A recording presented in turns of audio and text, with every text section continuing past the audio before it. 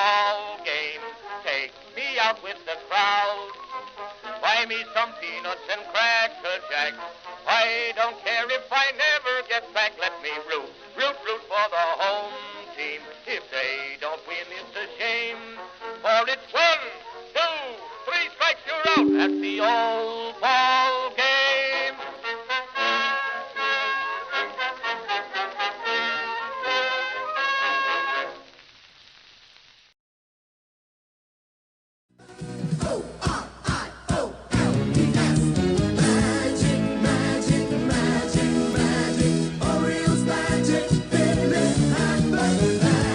Hey, greetings folks, and welcome to live coverage of Orioles baseball, where this afternoon the Baltimore Orioles will be taking on the Atlanta Braves in Grapefruit League action. How you doing, everybody? It's your old pal, the BirdWatcher here, and people call me BW for short.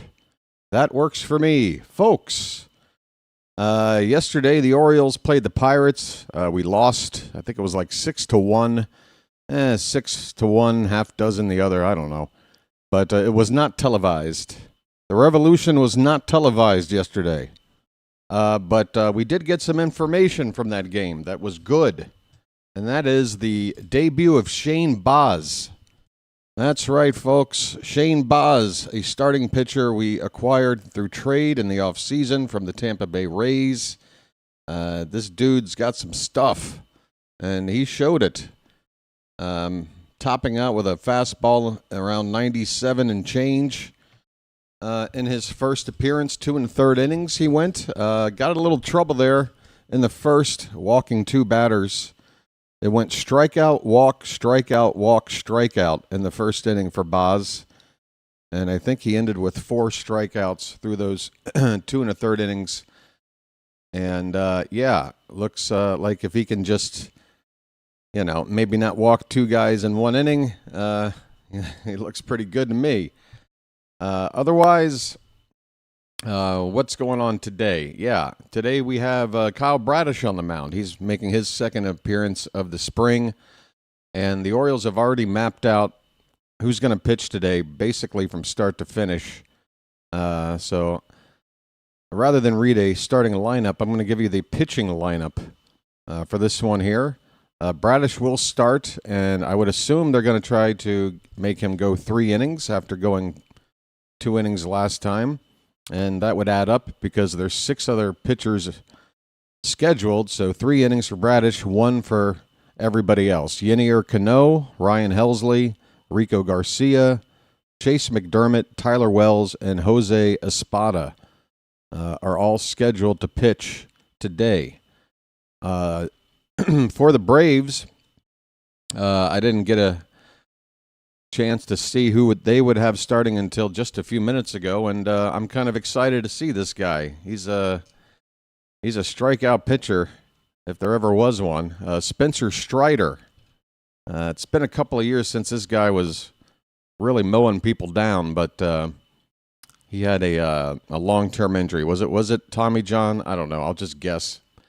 But Spencer Strider is on the mound for the Braves. Probably going to pitch a few innings himself. And, it's good practice for our offense. Going up against a guy that, if he's looking like his top form, is a tough guy to hit.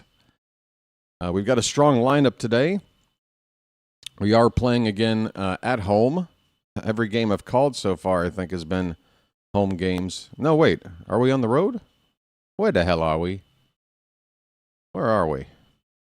Where is this game? We're at home, yeah. The Ed Smith Stadium, folks. 72 degrees and partly cloudy skies. Perfect weather for baseball. Let's look at these starting lineups.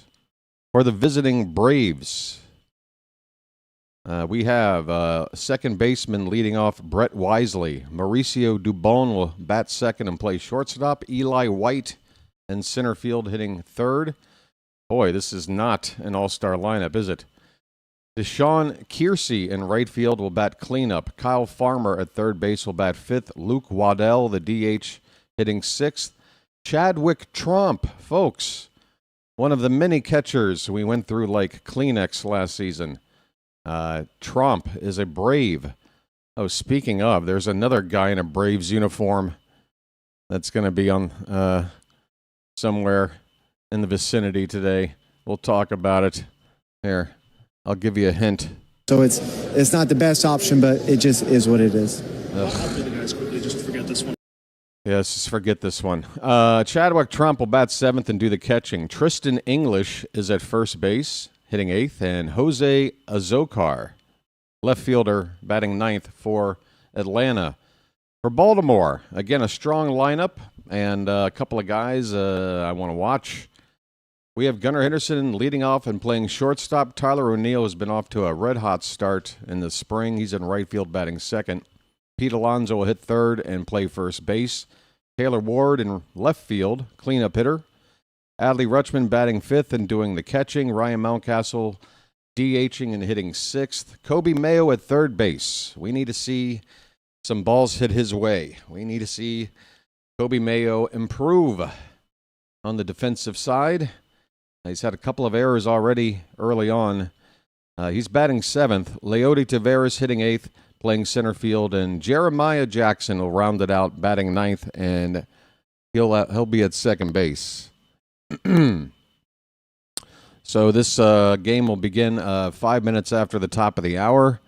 We're still about a minute and change away from 1 o'clock Eastern, and I'm hoping that the stream I've got up is going to be kind to me.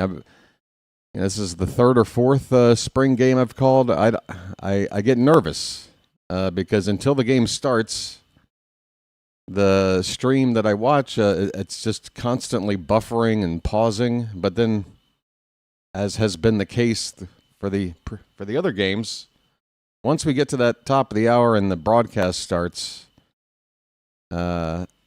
that buffering issue seems to go away on its own. So I'm crossing my fingers that's going to be the case. I'm going to know here in a couple of minutes.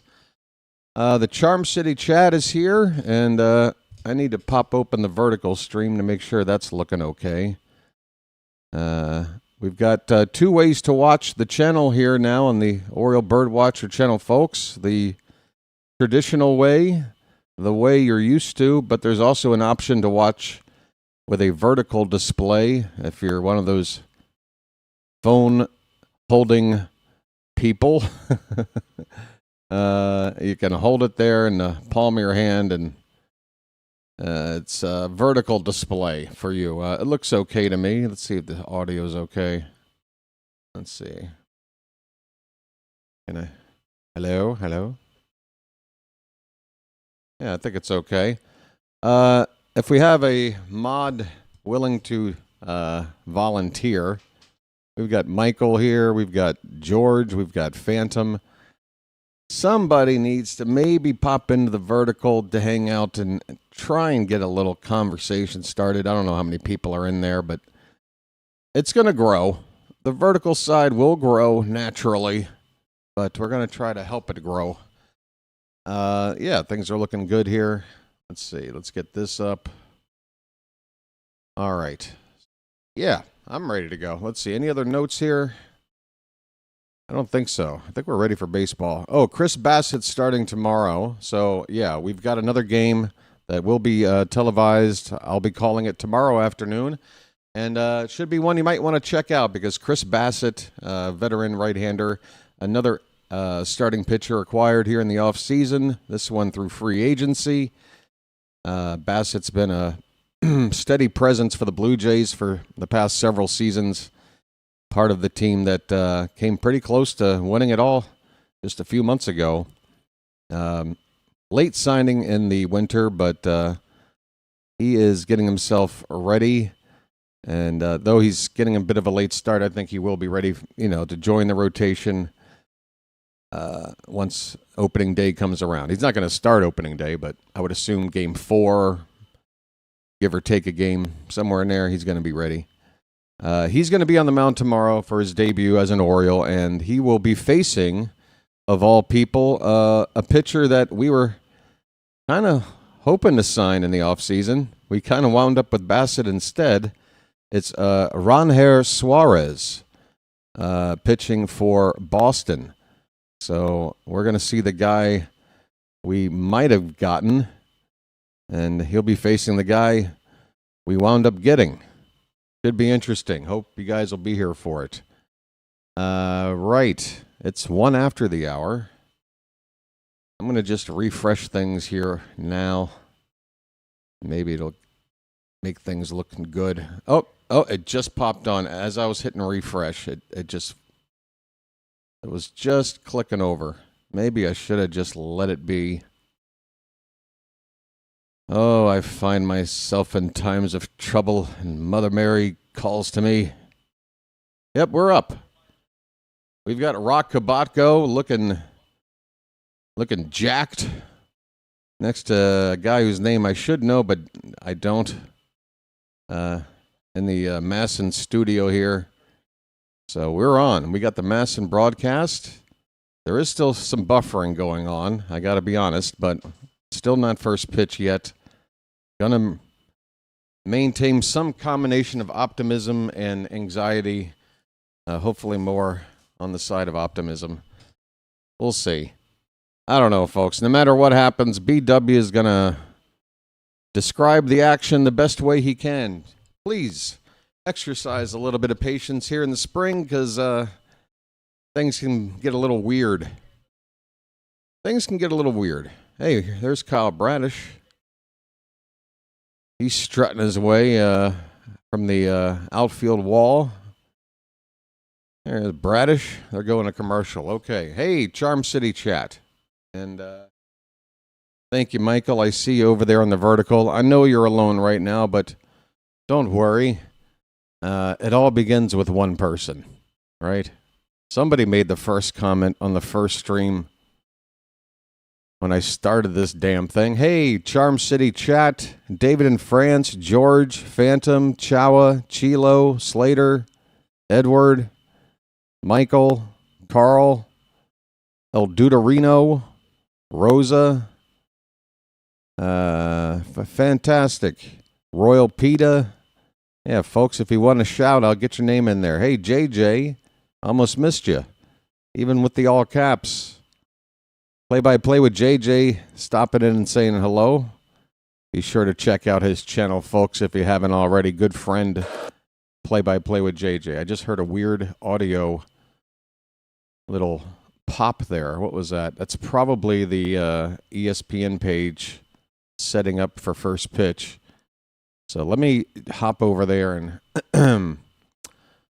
get, I'm going to have to rearrange some things on the display here. Stand by. And again, just cross your fingers. We get through this game with minimal, just asking for minimal issues, folks. I don't mind something here or there. I'm good to go. I'm feeling chipper. But let's just try to keep it somewhat minimum. Okay. And there. That looks better. Over here on the vertical side, doing a little bit of housekeeping here, folks. Stand by. It's a one-man show. It is a one-man show, folks. I don't know how I do it. You know, not all heroes wear capes, but the good ones wear hats. You hear me, folks? The hat. I'll just cut it off right about there, I guess. That'll do, pig. That'll do. All right. I'm just kind of playing with this. I'm moving it around. You don't get to have a preview window when you're editing on this vertical side. You're just editing on the fly. We'll just go with that. Little black bar in between. Whatever. Right. I'm nervous. It is now 5 after the hour. I want to see some baseball, and right now I'm worried. If first pitch happens before I see it, folks, hang in there. Might take a half an inning to get things going here. But I'll take that versus nothing at all. Well, that didn't help. That did not help. All right, come on now. Be good to BW. By the way, happy March. If you're sitting where I am, 6 after 1 a.m. on the 1st of March.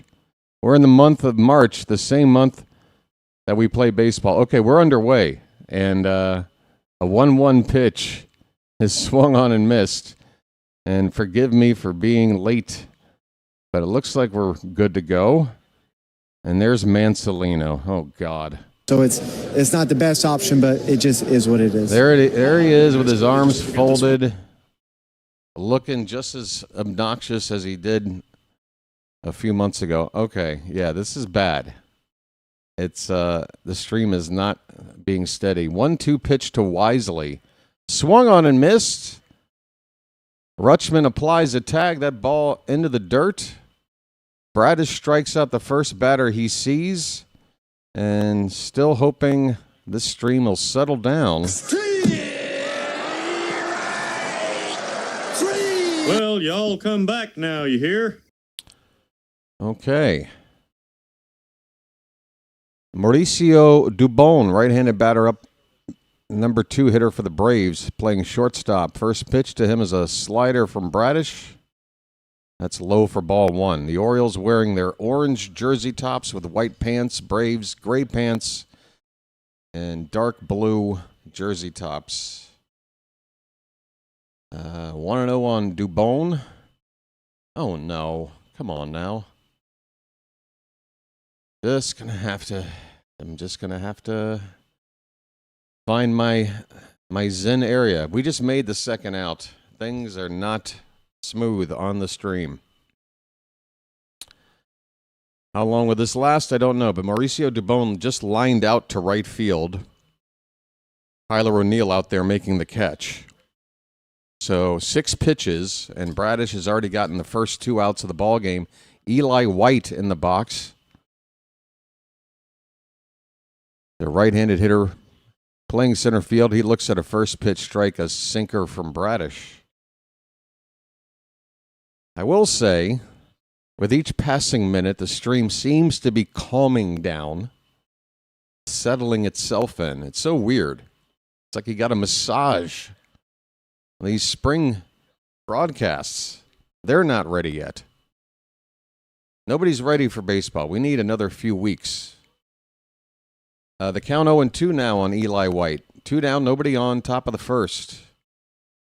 Infield shifting slightly left for the right-handed hitting White. Oh, no. Come on, come back on. 2 steps forward and 1 step back is where we're at right now. 2 steps forward and 1 step back. Oh, my.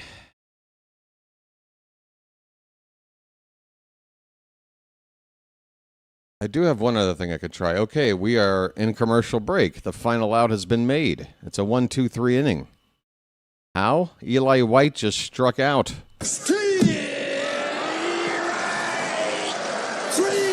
Well, y'all come back now, you hear? Well, y'all come back now, you hear? Well, I probably only saw half of the pitches in that inning, but the news is good.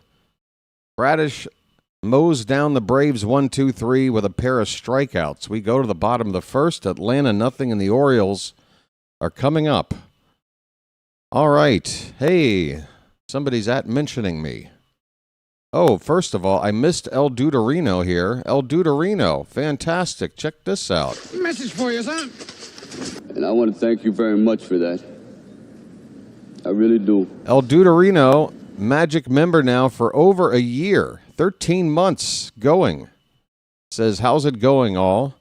Going good there, El Duderino. Love your avatar. You got the dude. He's hitting that roach, listening to a little Credence. Just got to pay attention, man. Don't let that roach fall in your lap. Next thing you know, you crash into a bunch of trash cans, and then your car's impounded, and then you're asking for leads, and the cops laughing at you. They got us working in shifts. I love that movie. Hey, Bam is here. Rosa Parks. Anybody else I missed? Null Hypothesis says, greetings, Birdman of Baltimore. Greetings to you, Noel. Phantom says, scoreboard supposed to be shifting between all the games. No. There's an out-of-town scoreboard. Let me refresh the this thing. Hold on. Not sure what's going on there. Refresh. Exciting. It's so exciting to me, yeah. I'm refreshed. Okay. Oh, now the damn game's down again. Come on now. Oh, my. I feel like Major Tom. I am floating in a tin can far, far away. And, yeah, tell my wife I love her very much. Because I don't know if I'm going to be coming back, folks. My circuit's dead. There's something wrong. Can you hear me, Major Tom? Can you hear me, Major Tom? All right, it's Tyler O'Neill at the plate. I missed Gunner's at bat. It's going to be like this way. It's going to be like this today, it looks like, folks. I apologize. Spencer Strider has an 0-1 count on O'Neill. Gunner came up to hit, and he flew out. He lined out to center field. This is not working. I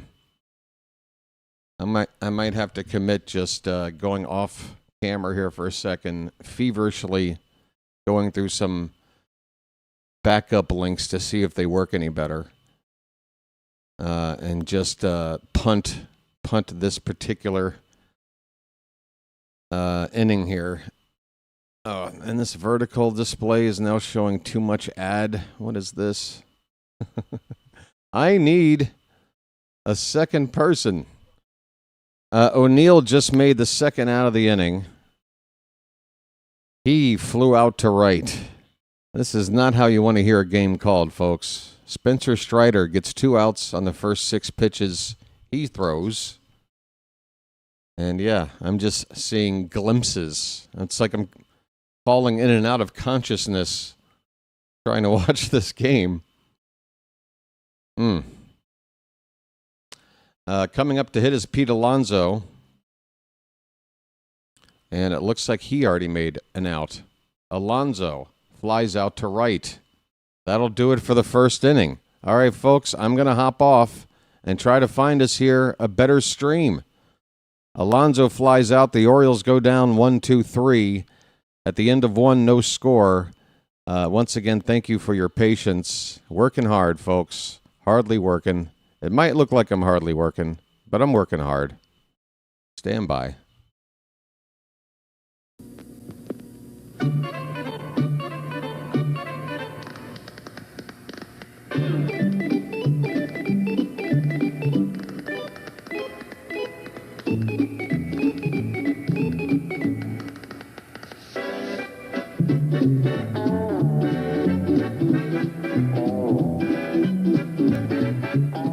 He met a strange friend in the Chesapeake Bay when Mondi the monster...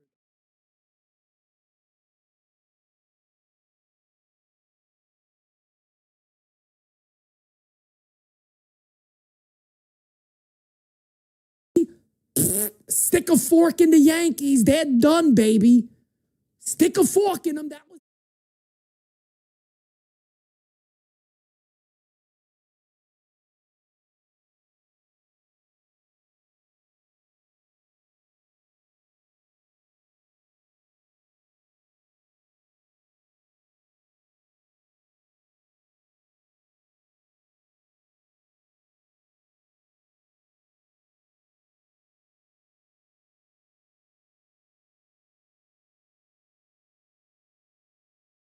All right, I do have a backup stream, and so far, so good.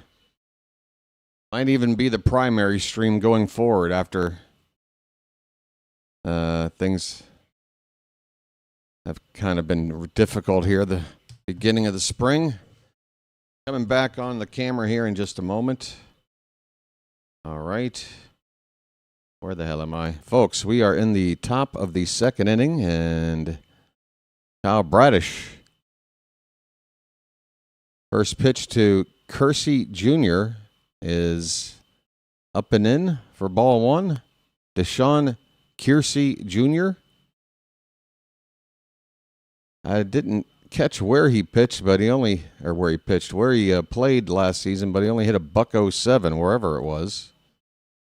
The 1-0 is fouled away, 1 ball and 1 strike. Oh, and now this is all wonky too. Folks, it's just a constant series of adjustments with the display. Let's hope that works. All right, 1-1 pitch is strike 2. Now for the moment of truth. Can I go full screen here? Oh my God. Well, I'm not looking at an HD game, that's for sure, but I'll sacrifice quality for a stream that doesn't buffer. BW watching this in glorious 64p, folks. Yes, it's like I'm watching it on a Motorola cell phone from 2006. 2-2 pitch is hit in the air to right. That ball is dropping down for a base hit in front of O'Neill. Leadoff single for Kersey Jr. here in the top of the second. All right. Again, the good news is this stream is working, and so far, not even a blip. I'm knocking on wood. Not trying to sound overly confident, but I'm very appreciative. Baseball gods, internet gods, I'm only trying to voice my appreciation. Okay, here's Kyle Farmer. He's been around. This lineup doesn't have many regulars, but this guy I've at least heard of. First pitch to him is a strike.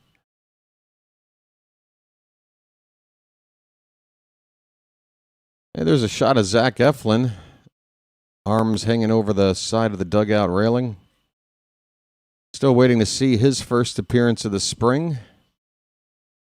I'm beginning to assume that of the 6 guys that we have to choose from to be in the 5-man rotation, I mean, technically we have more than 6 options, but of the primary 6, there's an odd man out situation, and I would assume Eflin to begin the season would be that guy, just based on not being caught up with everybody else. Farmer fouls a pitch away. The count is 0-2 on him.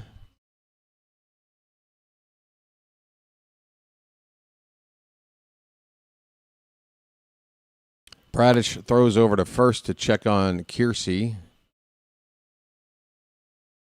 And the cameraman didn't bother to follow the action there. Apparently he's safe.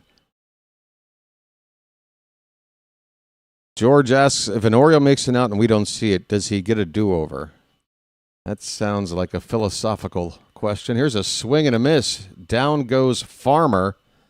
Like a good neighbor, Farmer strikes out. Get out of here. Well, y'all come back now, you hear? That's right. The Farmer is now in the dell, or the dugout in this case. 1 away. First pitch swinging here. Waddell goes to left, backing up and over the head of Ward. Oh, misplayed. Not judged well. Kersey has to stop at third base. Had he known that ball would fall in, running hard off the bat, he could have scored probably, but this was a deep fly ball to left. Ward wasn't running hard. He was backing up, looking like he had it, but it went over his glove, and it was not pretty. Let's see how they score this. This is kind of a tough one. It looks like they're going to give him a hit, but, I mean, you got to make that catch. Second and third with 1 out. Chadwick Trump, line drive into left. That's down for a hit. 1 run will score. Ward throws in. It's cut off. And the runner from second base did not try to come in. So it's first and third. The Braves are on the board with a 1-0 lead. Kyle Bradish with a lack of help from his defense and left has got himself into a 1-0 hole here, and the Braves are threatening for more. First and third, only one away. We need a double play ball here or a strikeout. Here is English. He's going after the first pitch. That ball's hit to right, and that's down for a hit. A run is in. Trump stops at second base. It's first and second with one down, and it's now 2-0 Atlanta on an RBI single by English. Jeez, that's 3 straight hits, and 4 of the last 5 batters with hits off of Bradish. This has been an ugly inning so far. Here is the number 9 batter, Azokar, and that first pitch is in the dirt for ball 1.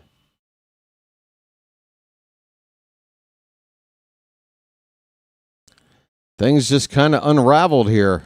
I kind of want to go back to the crappy stream from the first inning where the results were better. I'll take the results versus watching it. 1-0 pitch. That's a high sinker. Swung on and missed. 1 ball and 1 strike.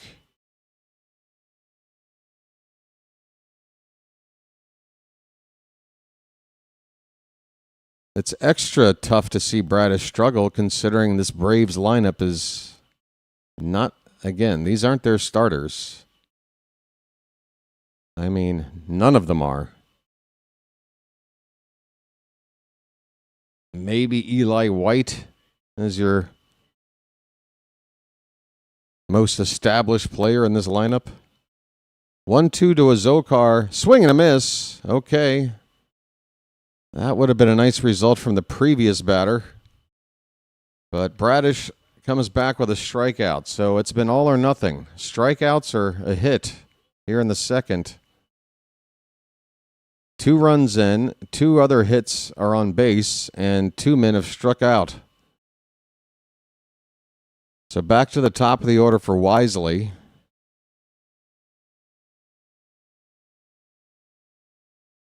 He struck out to begin the ball game. He looks at a pitch high, a 4-seamer at 94 from Bradish.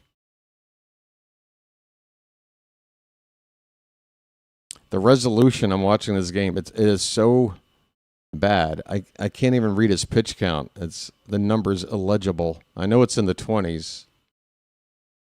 Okay, 27. A 7 I can. The 6 looks like it can be an 8 or a 5.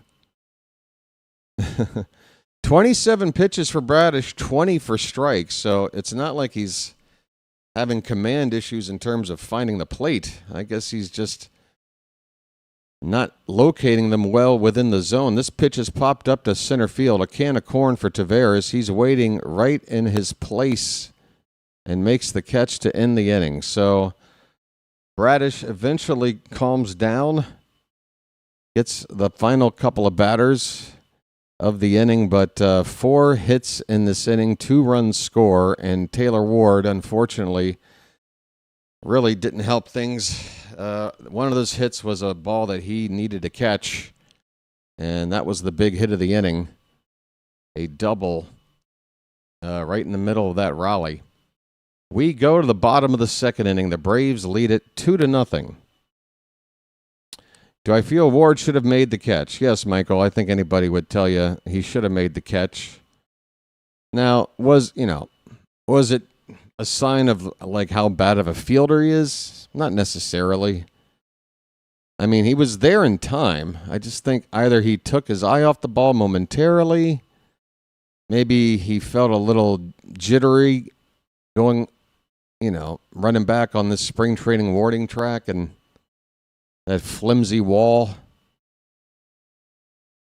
But yeah, you want to see him pull that one down. He was there in plenty of time. He could have moved a little quicker to maybe get under it and give himself time to make the catch. But he kind of went at it at a pace where he wanted to catch it like kind of on the run, That's what I didn't like. Like scramble back there, get yourself in a position, and then make the catch. Unless, you're a really good outfielder. I don't know. I didn't like it. We can do better than that. Come on, Taylor. What else? His pitches also don't have the same zing they used to. Yeah, and a lot of brave hitters going after a first pitch. Stuff that's kind of staying in the middle of the plate. I haven't been watching the little animated board to see where the locations of all the pitches have been, but cross your fingers, folks. Don't worry. This happens. I think now almost for sure it'll be Rogers on opening day. I think without one, tough inning, it's still Rogers' job to lose. I mean, Rogers has made 2 appearances, and there hasn't been a moment yet on the mound this spring where he hasn't looked exactly like he did during that amazing run last year. So that's what we're all wondering. Can Bradish replicate what he did? And we're not even asking for him to match because it's asking too much for a sub-2 ERA. But Ward is at the plate right now, by the way. A 1-1 count. Pitch from Strider, low and away, makes the count 2 balls, 1 strike. Taylor Ward, let's get a rally going and try and cancel out that play in the field here, buddy. This ball's fouled behind home plate. 2 balls, 2 strikes.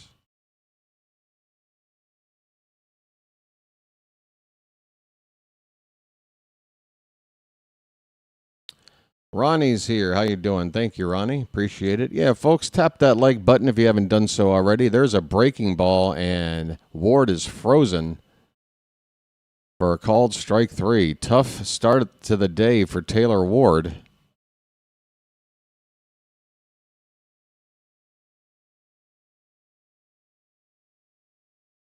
One plate appearance and 1 chance in the field, and both went about as bad as they can go.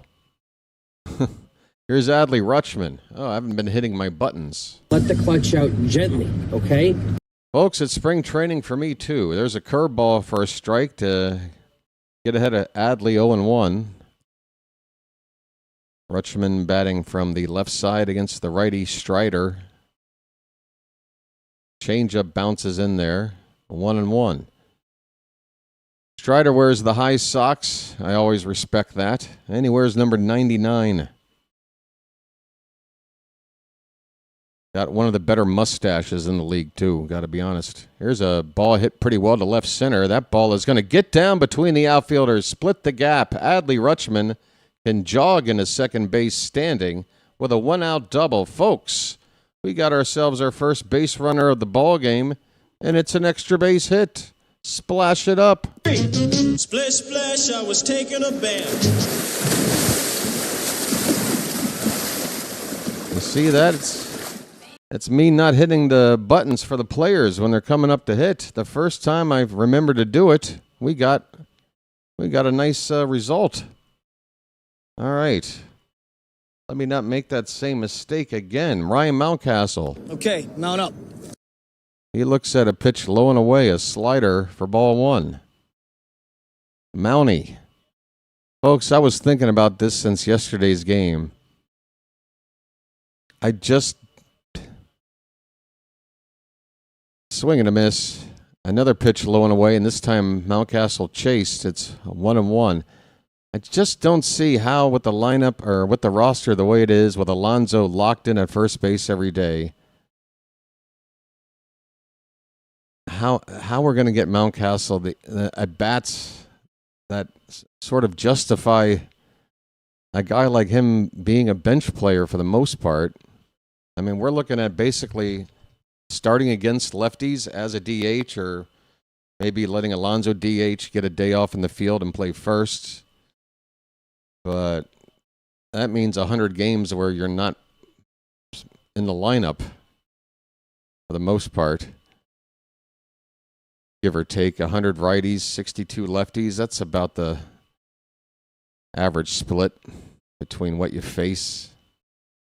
So we're looking at what, maybe 200 at bats for Mountie, 250 at most. This ball's in the right. That's a base hit. Stopping at third is Rutschman, and the Orioles have a rally cooking here. Runners at the corners with only one out.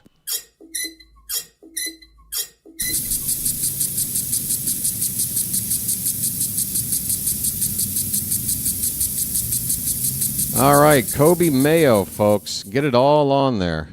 I don't have Mayo's button up here, though. That's a problem. Folks, get those Mayo emojis in the chat. Help make up for the lack of a button I have. Get them up quick before this at-bat has a result. It's a big situation for Mayo. Strider steps off the rubber after getting into his set position to deliver the first pitch. He stepped off. There we go, folks. Looking good. First pitch to Mayo is a little bit low. All right, a slider, and good for Mayo to lay off. It was in the zone. It got about 10 feet from the plate and dipped low. He laid off. Come on, buddy, put it in play. Pitch. A high pitch, popped up, left field, third base side. It's going to get out of play. Hey, there's Adam Jones helping out with the coaching staff here in camp. Count is 1-1 on Mayo. How about a bugle, folks?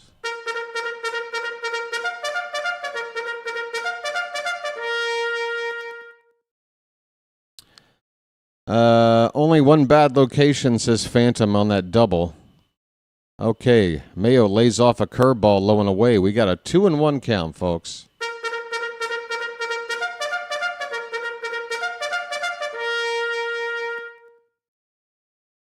Kobe Mayo, folks. He's built to mash. A count of 2-1. Strider into the delivery. That ball is popped up. Where's it going? Get out of play. First base side. And it'll get back one row behind the dugout, thankfully. English had a look, the first baseman for Atlanta. The count is 2-2. Come on.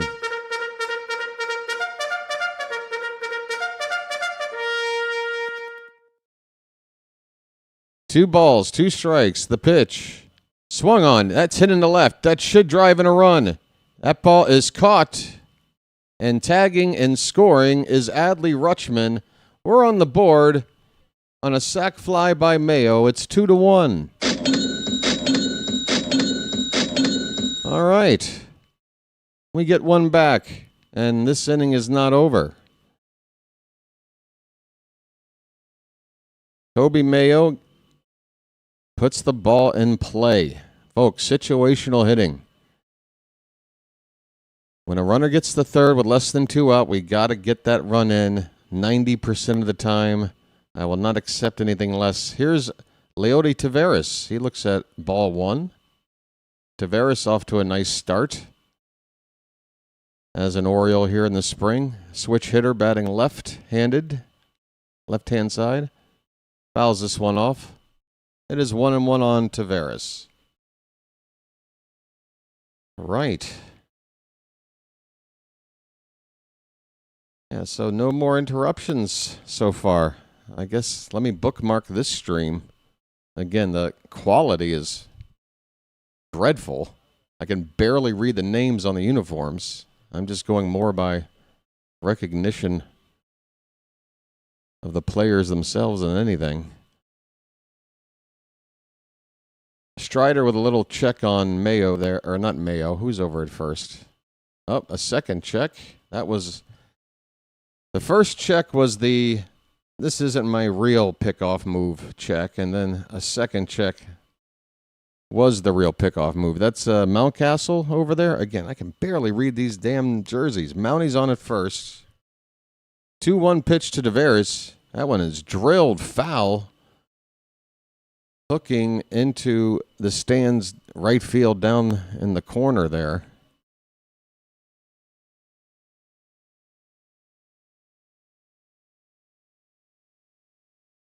Two and two the count. 2 down. The pitch. Swing and a miss. A big old breaking ball, and Tavares looked like he was looking for something quicker. Waves at it, strikes out, and the inning is over. But the Orioles do respond.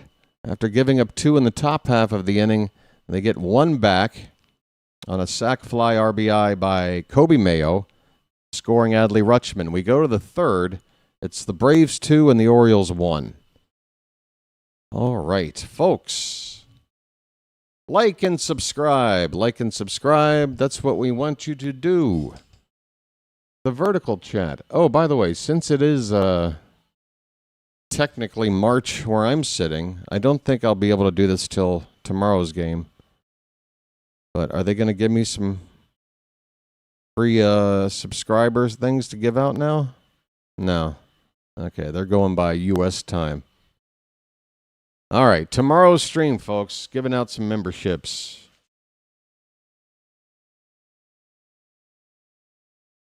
Oh, God, whoever made the coffee today. Oh, they crushed it. Oh, that's perfect. Man, they've got to get everybody on the same page. Some people know how to make coffee and some don't. And make a big difference between happiness. Hey, speaking of, folks, just talking about gifting memberships, look what happened. It's almost like I planted a seed. Phantom, you've done it again, sir. Message for you, son. This is not the first time this spring Phantom has gifted memberships. Thank you so much, buddy. And I want to thank you very much for that. I really do. Denbrew, Pure Adrenaline Sports, official RY Nirvana, Gary Reebok. Hey, there's a name I remember. Gary, come on back. And Nomadic Brian are now Magic members. Oh, look out. First pitch up and in from Bradish to Dubon to begin the top of the third. Dubon turns out of the way. It's 1-0. So this should be the final inning of work for Bradish. Let's hope for better things. Here is a soft liner caught by Gunnar at short for out number 1.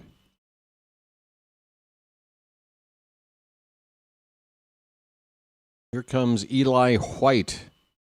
Chilo is checking in. A 17-month Magic member. Folks, we're going to have to start measuring these in years at some point rather than months. We've got some veterans here, folks. Eli White, first pitch off the plate and low for ball 1. Chilo says, look, it's BW the actor from Buckaroo Banzai. Yes. Yes, sir. 1-0 pitch. That's a strike. Boy, do they want to challenge that? Big old breaking ball. Must have caught the bottom outside edge. We'll take it. 1-1 pitch. Hit on the ground, third base side, foul. Handled by the third base coach. So thank you, Chilo, for your continued support for the channel. And I want to thank you very much for that. I really do. 1 out, nobody on. Top of the third. Braves with a 2-1 lead. Whoa, look out. Fastball gets away from Bradish. Head high to White. 2-2, the count. Folks, we want to get that sub count up today. At least one more, multiple of 10. 3670. That's all we're asking for in the spring, is to move that odometer 1 time per game. It only moves with every 10 new subscribers, so let's get it to 3670 at least today, folks. If you're unsubscribed and you're checking it out, give it a chance. Here's a ground ball to third, backhanded by Mayo. This is going to be a tough play. Throw is strong, and there! As Alonso's able to keep his foot on the bag, stretching out, Kobe Mayo with his finest defensive play of the spring. Oh, this is what you want to see. A tough play. A few steps to his right near the line. Backhands. Has to get off a strong throw to have a chance, and he does. Alonso helping out, handling the low throw. 2 down in the inning. And here's a little tapper up the first base line. It's going to dribble foul. But where's the nice play button? I haven't hit that yet. Besides that, it's all in the reflexes. That's right. It's all in the reflexes. Besides that, it's all in the reflexes. I hear you, Jack. Talk to me, Jack. This is Jack Burton in the Pork Chop Express, and I'm talking to whoever's listening out there. All right, here's Kiersey Jr. He began that 2-run rally in the previous inning. Now up here with 2 down, nobody on, and a first pitch strike from Bradish. Oh, actually, that was strike 2. Missed the first pitch. So 1 strike away to get out of the third and probably end the day for Bradish. This one bounces in there. Waste pitch on 0-2. So, yeah. Spring training makes for interesting, if you're a real big fan and you're watching the right storylines, that play in the field by Mayo might be the most important thing that happens in this game. Here's a check swing on a pitch in the dirt, and the home plate ump says, "You went. See you later. Inning over." All right.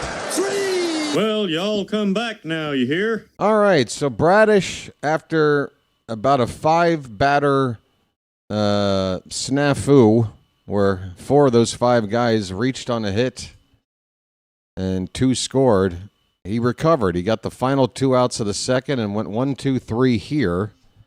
His day's likely over. We go to the bottom of the third. The Braves lead it 2-1.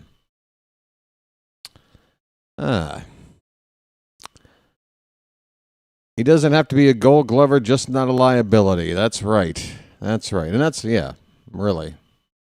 I do ask that every player play at least average defense, league average defense.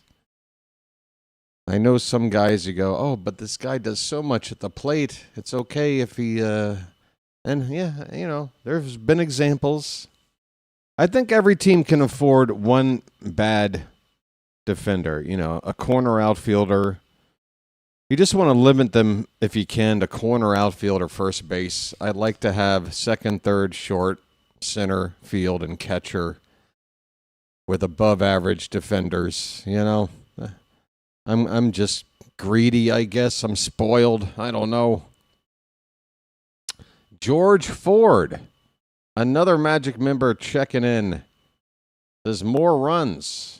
I will try. Let's see.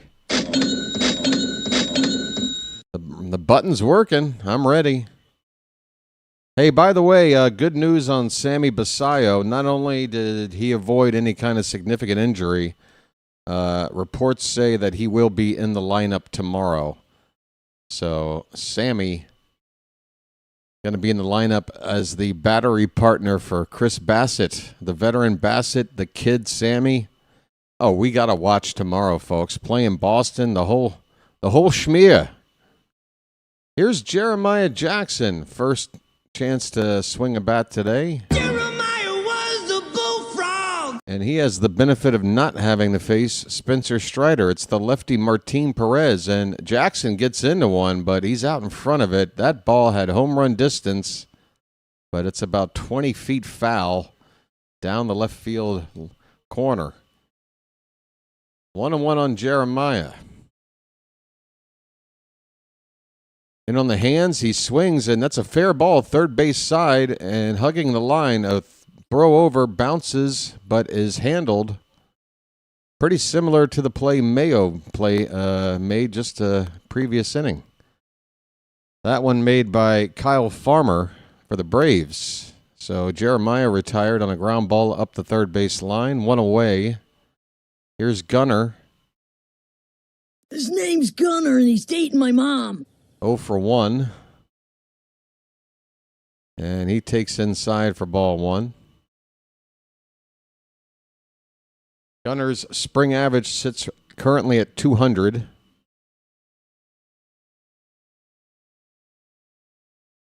This one is hit on the ground to first and handled there by English. He'll take it to the bag himself for the unassisted putout. 2 down.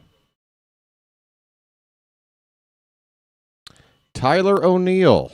Ahoy there! Anybody home? All right, folks, I'm predicting a nice result from this at-bat right here. BW predicts, okay? I didn't get a chance to see O'Neill's first at-bat with the technical issues, and he's been red hot. Plus, he's facing a lefty who he always has had good numbers against left-handed pitching.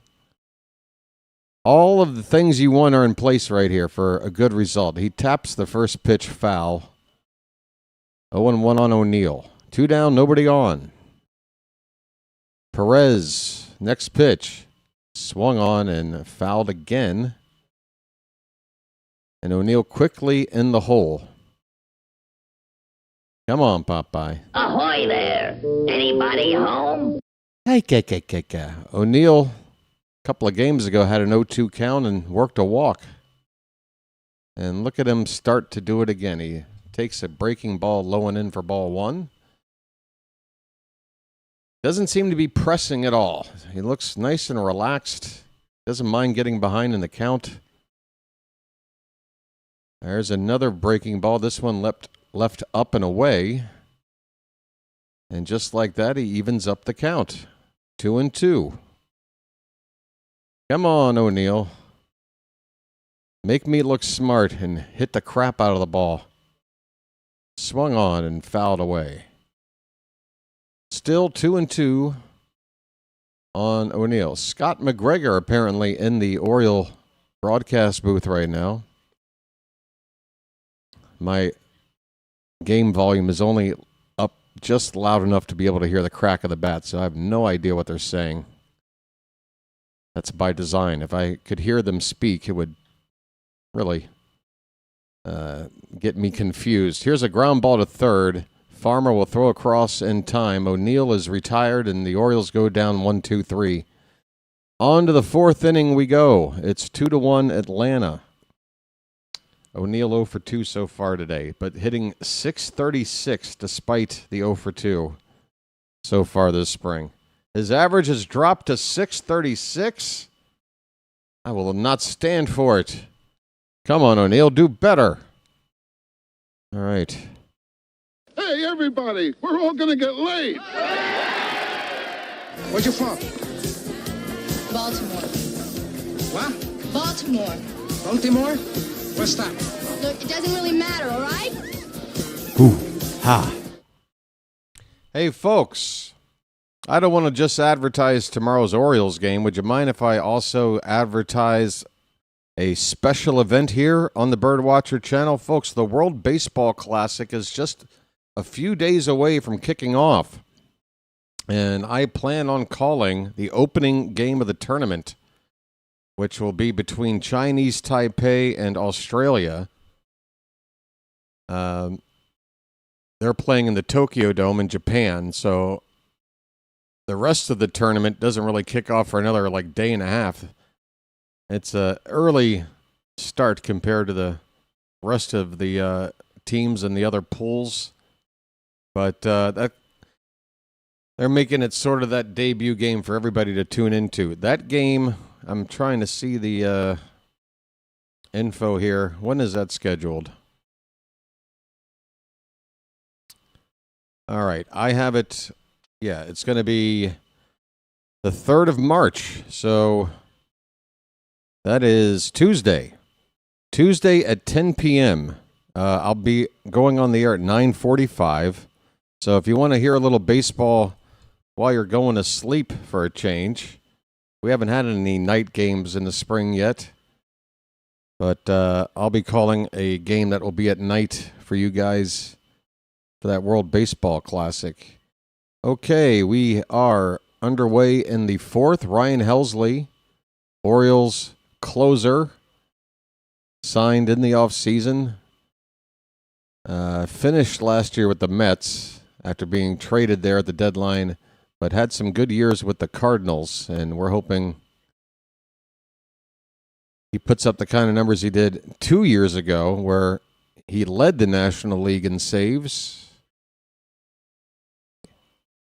It looks like we have a challenge happening on what was called strike two. I heard what sounded like it. Yep, it's a challenge. Yep, that is a ball. So a good challenge there by Farmer, as that pitch was 0.2 of an inch below the zone. But make it 1-1 on Farmer. Braves retain their challenge. Both teams have 2 challenges. 1-1 to Farmer. That is tapped foul at the plate and lands right in front of the plate. Farmer picks up the ball himself. In 2022, Helsley's ERA was just $1.25. In 2023, 2.45, and then in 2024, that season where he led the league in saves, he had a 2.04 ERA. Very nice, but a lot of people are focusing on just his time with the Mets for 6 weeks or whatever. Here's a ground ball. Nice stop by Mayo. It's a fair ball. It's not going to make it to first. It's yeah, Mayo needs to put that one in his pocket. It's a nice stop of the ball. His reflexes are very good, folks. There is no problem when it comes to reflexes for Mayo. It's more about the decision making and the accuracy sometimes when he's throwing, off balance, charging the ball, throwing away from his body or anything like that. It can get a little bit dicey, but he made a nice stop of the ball. It'll be an infield hit to lead off the top of the fourth. And here comes Waddell. He takes ball one. Waddell is 1 for 1. He's the one who hit that double over the head of Taylor Ward. 1-0 pitch fouled away. 1 ball, 1 strike. Where'd my chat go? Sorry, I was looking at that World Baseball info and I abandoned the chat. There we go. Anybody plan on hanging out for that Wednesday 10 o'clock World Baseball Classic game? It should be fun. Oh, if only to hear BW try to pronounce some names that he's never heard of from Chinese Taipei. That should be fun. Masson is showing us a side-by-side comparison of Bradish of Helsley while with the Mets, and I'm assuming they're showing that he was tipping his pitches. Certainly was if you're a runner at second base. You can see on his breaking pitches one of his fingers is exposed and kind of giving away that it's not a fastball. This is a ball that's bouncing off the mound, picked up by Gunnar, steps on second for 1, over to first. A double play. Gunnar with the 6-6-3 twin killing. Folks.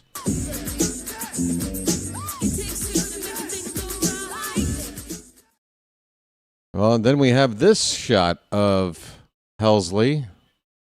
Looks like he was holding the ball in his glove at 2 separate areas. That might have tipped off people as well. Well, I mean, if we have all these forensics now, why couldn't the Mets figure this out in the moment? They should have figured this out in 2 appearances. They just... Wow, that curveball. How did that catch the zone? I don't know, but it did. Strike 1 to Chadwick Trump. 2 down, nobody on, top of the fourth.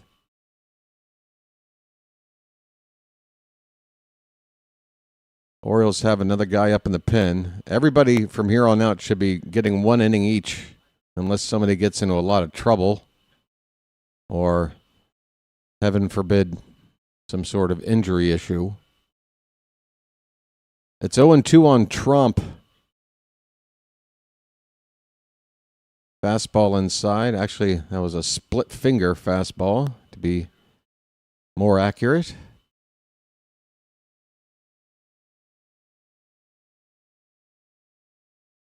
RBI single for Trump, first time up. That one bounces in there. Slider, 2-2. We are in the top of the fourth inning. Braves took a 2-0 lead. Orioles got one back. Both runs coming in the second. Or both rallies coming in the second, I guess. Another ball bouncing in. This one even worse than the previous.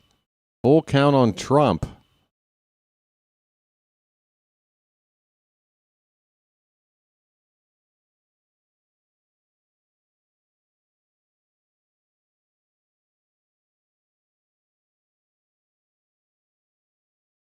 Here comes the payoff pitch with just a second left on the pitch clock, and that is ball 4, not even close. Several pitches way out of the zone there, and that at bat for Helsley. That's not too good.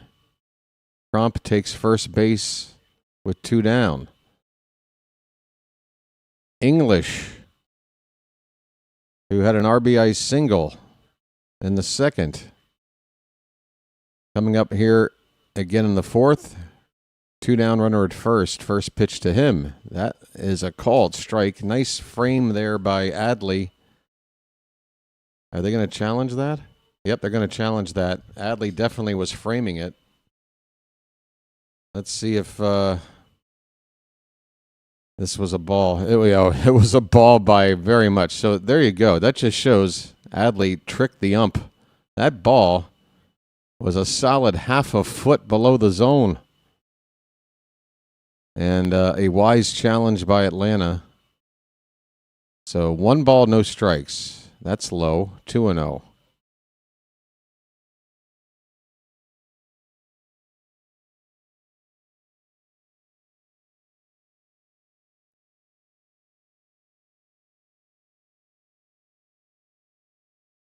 Pitch.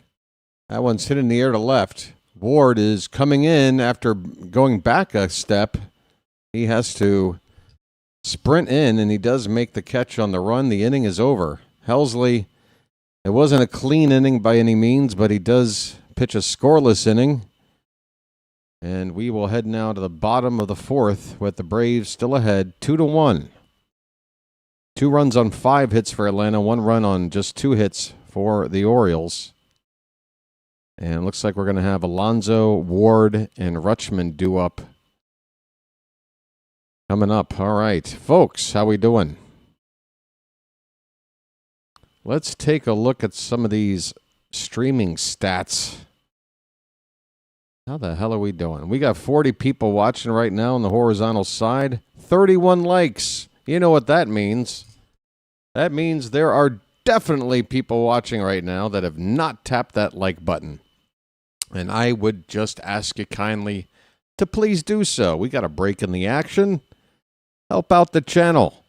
This is the easiest way to do it. Just hit that thumbs up at the bottom of your screen. And let me know that when you do that, when you tap it, do you see a little baseball animation before it turns into a bright thumb? Because that's what's happening on my side lately. I like it. I like the little baseball animation on the like button. If you don't believe me, just hit the like button and see for yourself. There. Now I can manipulate people. There we go. Fantastic. I need a lucky. This is the part of the game where the coffee is just right. Yeah. Let's do this. Hey, you know what hasn't been around in a while?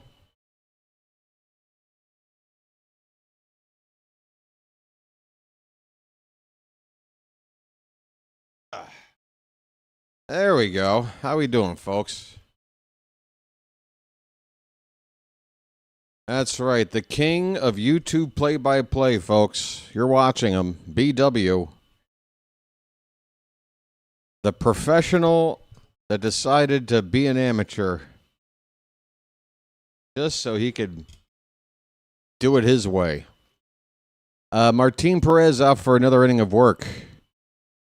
Pete Alonso is at the plate.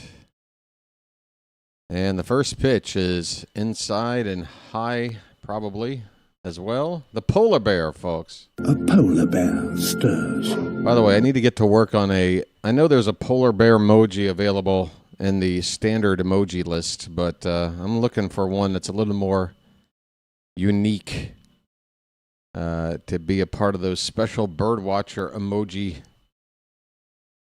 Listen to me talk about emojis. It's ridiculous. As soon as I put on this dumb crown, I start talking about dumb things. 2-1 on Alonso. That's a strike. Change up from Perez. A polar bear stirs. Alonso flew out his first time. 2-2 in the dirt. Full count.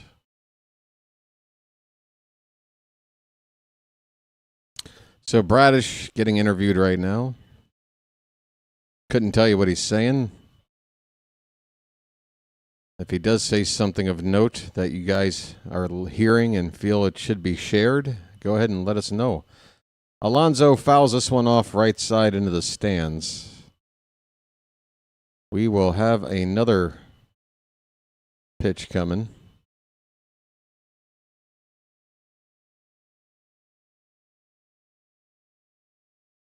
All right. Pitch. That one's hit hard, but on one bounce to short. And Alonso will be retired. First out here in the bottom of the fourth. Alonso 0 for 2. Taylor Ward. Taylor? Yes? Taylor? Yeah. Did I stutter? First pitch is a high strike from Perez. Belt high to Ward.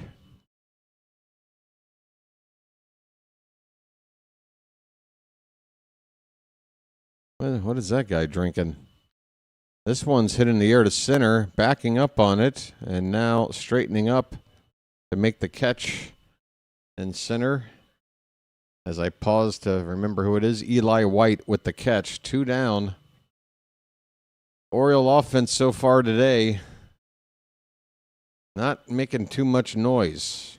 One inning we kind of put it together, but can only get a sac fly. We didn't get the big hit.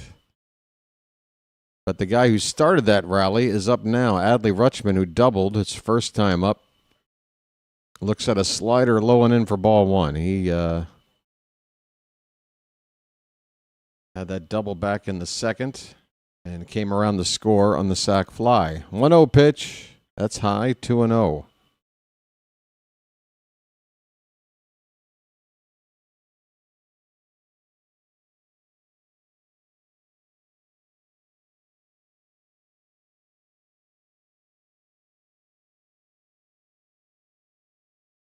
Perez kicks and deals. That's a strike all the way in there. A changeup. Early averages from the Orioles here in the spring. Gunnar now at 188. O'Neill at 636. Swing and a miss. 2-2 on Adley. He took a big hack there. Rutschman now batting right-handed, by the way, after hitting that double left-handed first time up. Alonso's at 267. Ward, despite the 0 for 2, hitting an even 300. Mountcastle hitting an even 300. 2-2 to Rutschman, fouled away. Mayo's at 545. Taveras is hitting 400, and Jeremiah at 417. Kyle Bradish, after those 3 innings giving up 2 earned runs, has a spring ERA of 7.20, but don't freak out yet. Rutschman gets into one to left. That ball's going to get gone. Ha! Bye, birdie.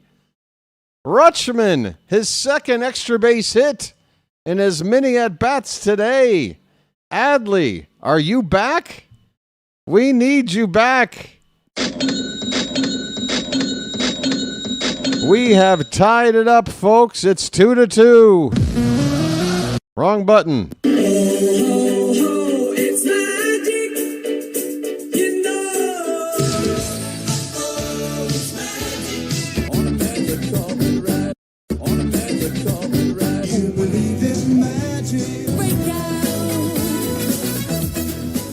Mountcastle ground ball. What a stop at third. Popping up and throwing Farmer in time. Nice play there by the hot corner for the Braves. Kyle Farmer makes the final out, but the Orioles tie it up. Rutschman with a home run swing from the right side. Hits it into those drinking seats out in those left field bleachers. We have a tie game at the end of 4. We go to the 5th. It's 2-2. All right. I put on the crown, and Rutschman is looking like royalty right now. 6 total bases and 2 at-bats today. And after getting off to a bit of a slow start, those 2 hits gets his spring average up to 267.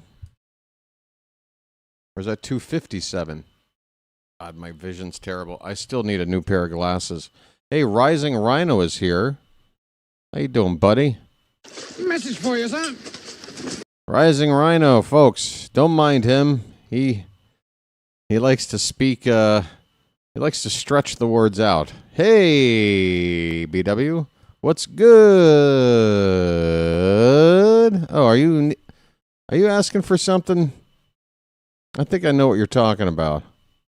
I don't even know where that is anymore. Where is that button? Is that even in here anymore?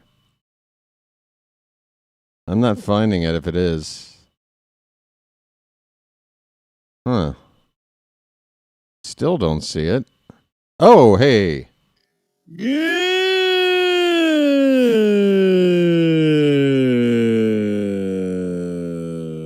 All right. 267. Thanks, Phantom.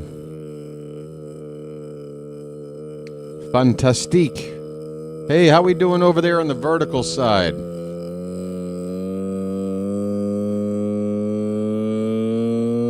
Oh. Yeah, I know. Just get to it already. Shut up.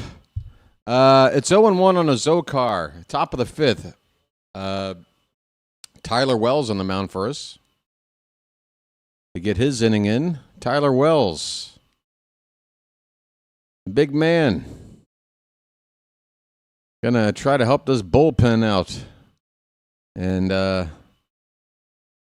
with that flexibility of his, if things go bad for the rotation, he's always got the chance to ramp up and become a starter again. Here's a swing and a miss. First batter he faces just blows that guy away. My goodness.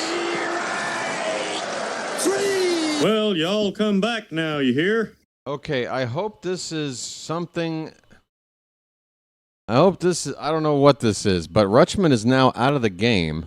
Oh, there is more than one change. Okay, because on my ESPN page, they were showing just one defensive change, and that was Sam Huff doing the catching now for the Orioles. Rutschman out of the game. Seeing only the one change at this stage of the game, I was worried that Rutschman maybe hurt something on that home run swing, but apparently Mayo is also out of the... Wait a minute. They're showing Mayo play. Oh, no. Something screwed up. Here's a ball hit to right field down into the corner. That's going to be extra bases.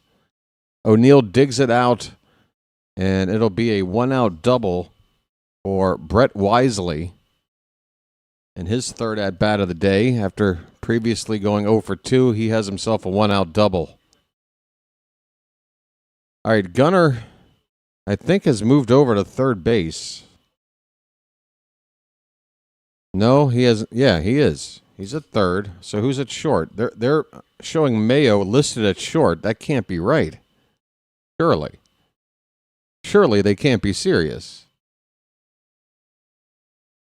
I can understand putting Gunnar at third in terms of, you know, an eye toward the World Baseball Classic. That seems to be the spot where he would see the most action. Bobby Witt Jr., I think, is going to have shortstop on lockdown. So that would make sense. But Mayo is playing shortstop? Are they serious? I'm not believing you, folks. I see it on my ESPN screen. I see you folks saying it in chat, and I still refuse to believe it. What are we doing here? Mayo's going to turn a double play? Okay. If you say so. 1-0 pitch to Dubon. Hit on the ground, and Gunnar cuts off Mayo. Throws to first. In time for the second out. What am I watching here? So this has to be strictly to get Gunnar reps at third. But I mean, what the hell's Mayo doing over there?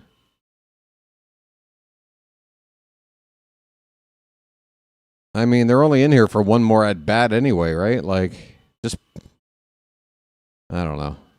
Looks like the teammates are enjoying this reversal of positions between. Whoa, look out. Pitch to Eli White up and in. And it might have gotten him.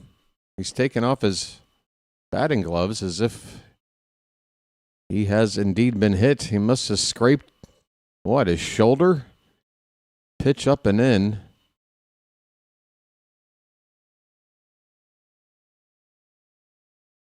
By the way, Gunnar looks good as a third baseman. That was just good footwork. And, I tell you what, Colton Cowser, despite the struggles for the guy, always seems to have a positive, fun attitude. Here's another play for Gunnar. He reaches for the base runner who's trying to get past him and just tags him for the third out. So how about that? They move Gunnar to third for one inning, and he gets two chances out there. That would have been Mayo's. Interesting stuff. How did they know that Gunnar was going to get two chances out of three and that Mayo didn't need to show something crazy at shortstop? Well, that worked. We go to the bottom of the fifth. We're tied at 2. I don't know what the hell we're doing, folks. I don't know what we're doing. I can be silly. I can put on my crown. But David says he loves Cowser, hopes to get it together. Yeah, I love Cowser's. He seems like the most amused, the fun guy in the clubhouse, the wild card. If our players were like the cast of It's Always Sunny, I feel like Cowser's our Charlie. And we can't have a team without a Charlie in it. We need a wild card. All right, folks. I don't condone it. I just do it. We're going to the bottom of the fifth, halfway through, tied at 2. I mean, I'm a Lucky Strike man from way back. So you get nothing. You lose. Good day, sir. This is great iced tea. This is great coffee.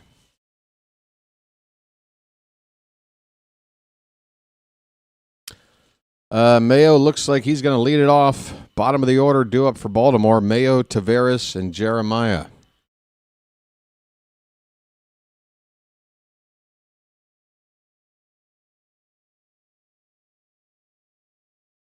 Kobe frickin' Mayo. Get it all on there, folks. Get those jars of Mayo up in the chat. First pitch, he takes it low for ball 1. Is this a new pitcher? It is. Suarez is on the mound for the Braves. Jose Suarez, a left-hander. And that ball's pulled down the left field line. That is foul, but Mayo, man, a really aggressive swing. I mean, a lot of power behind that swing there. He looks like he's ready to hit the ball 500 feet. 1-1 the count. This ball's hit to right. Coming in on it.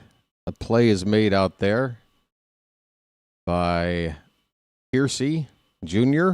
for out number 1. Mayo flies out. He is 0 for 1 with that sac fly.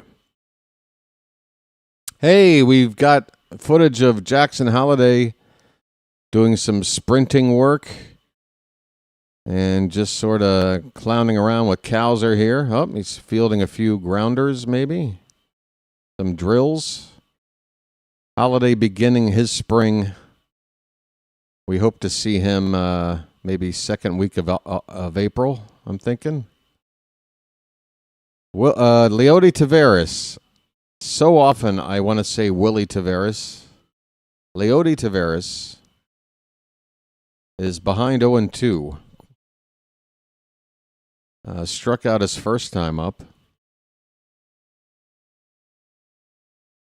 And that pitch is low, a changeup from Suarez. 1 ball and 2 strikes.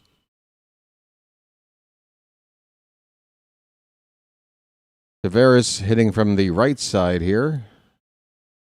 Was batting lefty against Strider.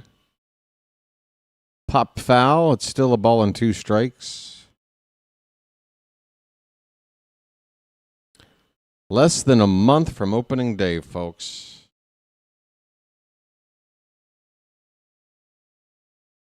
And we've got the World Baseball Classic still to play.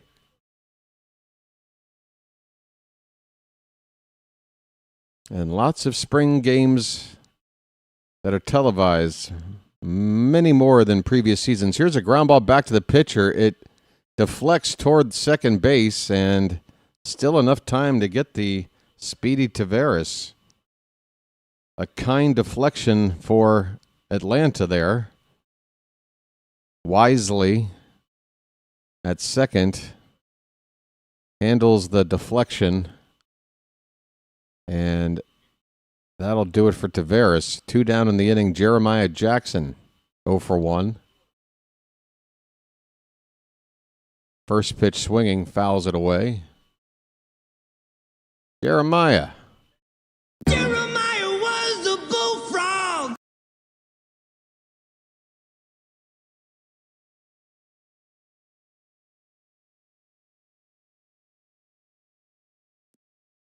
There's a lot of Daves here in Baltimore. Yep, it's a popular name.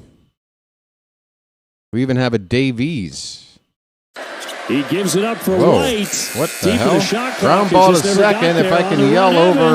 Evans slams it What home. the? Shut up. The grapevine from Cameron Boozer off of. Okay. Apologies for that audio interruption. I mean, I'd rather have Harry Belafonte come back. That's the final out of the inning, folks. That was... Who the hell was that? Dubon making the final out, a ground ball to third base. Inning over. We're going to the 6th. No, we're not. Yes, we are. We're going to the bottom. No. What? Where are we? No, that was the Orioles up to hit. Jeremiah made the final out. I'm sorry, he grounded out to second. And I need more coffee, I guess. How do I explain that brain fart? We're going to the 6th. The Orioles do not score in the 5th. But we will have the top of the order due up next. However, I don't know if we'll be seeing Gunnar, O'Neill, and Alonso. It could be a bunch of new guys. I'd like to see them all get a chance. They're all 0 for 2 so far today. The top 4 hitters in the order, all 0 for 2. Gunnar, O'Neill, Alonso, and Ward.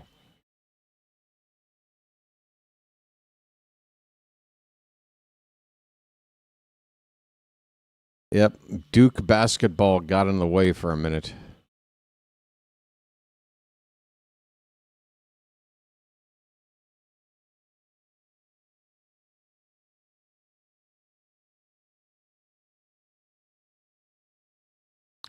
Oh, Rock Kubatko reporting that Mayo and Gunnar switched places, and there's 6 comments. I can't wait to read the Twitter comments about Mayo playing shortstop. What do you think they might say about it, folks? Yenier Cano is on the pitch here for Baltimore.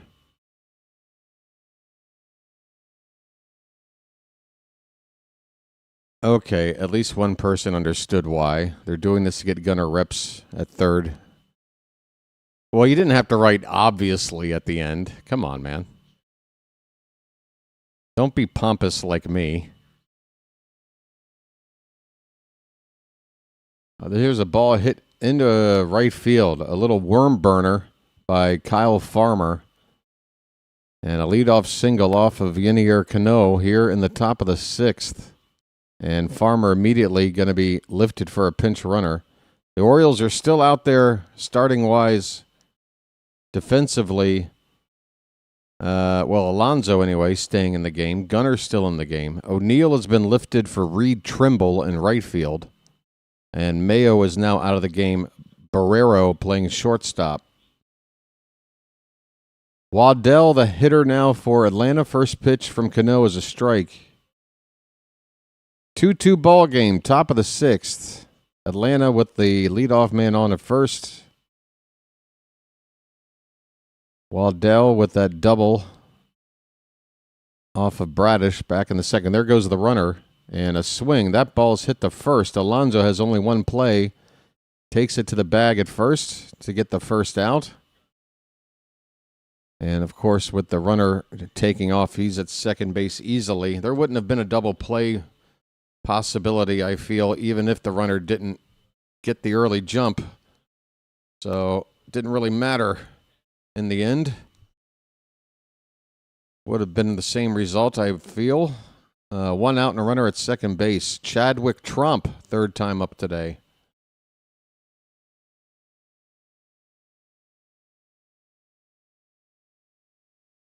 And the first pitch to him is inside, a slider from Cano. Great, I just got ash on the touchpad. The lack of professionalism is astounding. Another slider. This one's in there for a called strike. Nice save, BW. Nice save. All right, I'm taking off this stupid crown thing. I don't like how it's cutting off circulation. It's probably leaving a giant red line across my forehead. Go over here. There you go. Where's my, where's the hat? I need the hat. We have some kind of delay here. The umpire is standing next to home plate talking to the hitter about something. Whatever it is, they're about to resume play. The count is 1-1 on Trump. Runner at second, 1 down. And Cano spins and throws to second. The runner there is back. It looks like a pinch runner has come in for Farmer. That is Heel. Pinch running. So, folks, at this stage of the ball game, just get used to hearing a bunch of names and then a bunch of more names. Here's a tap foul. Strike 2 for Trump.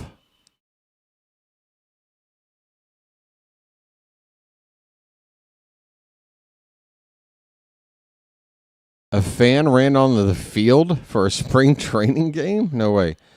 BW, can you refresh the scoreboard? Okay, 1 moment. 1-2 pitch is fouled back. Still a ball on 2 strikes.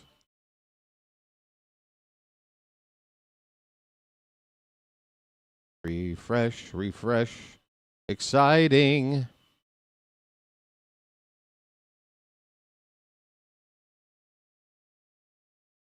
The 1-2. Swung on. Pop foul. We'll do it again.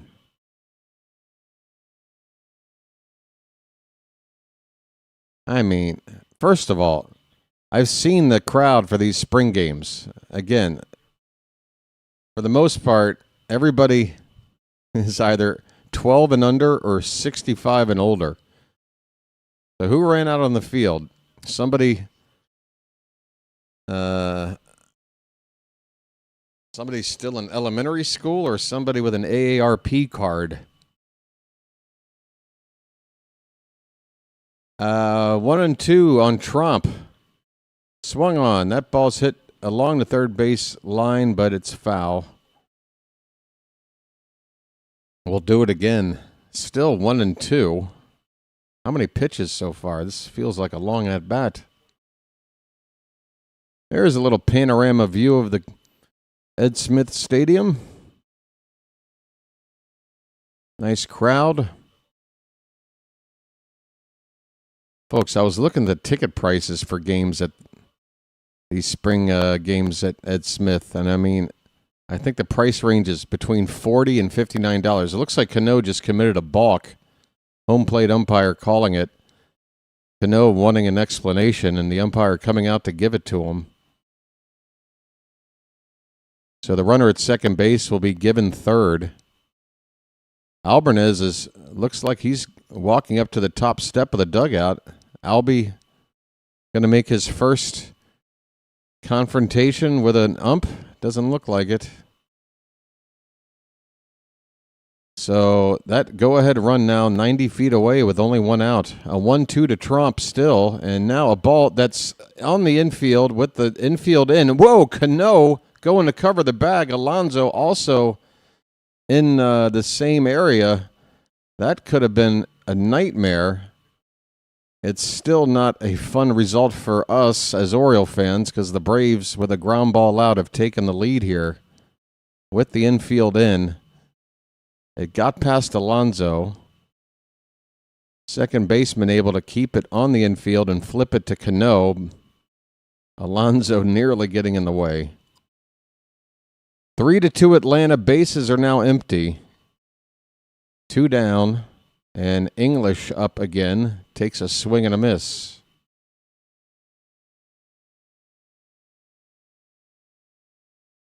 Well, we're behind again.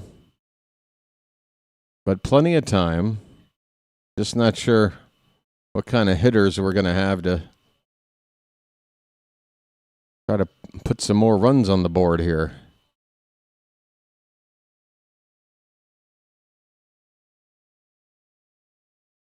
Yeah, so ticket prices for spring games ranging between $40 and $59. I mean, folks, your cheapest seat at a spring game is $40.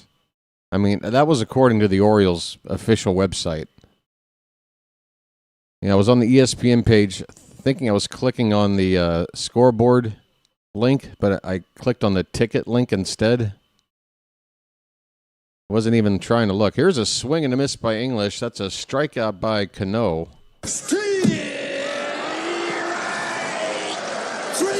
Well, y'all come back now, you hear? Well, y'all come back now, you hear? And that'll end the inning. The Braves do get the lead back on a ground ball out. Cano giving up the lead here in his inning of work. We go to the bottom of the 6th. It's Braves 3, Orioles 2.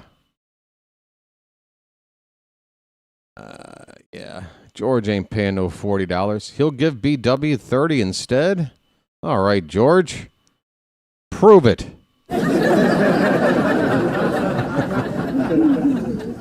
I'm just kidding.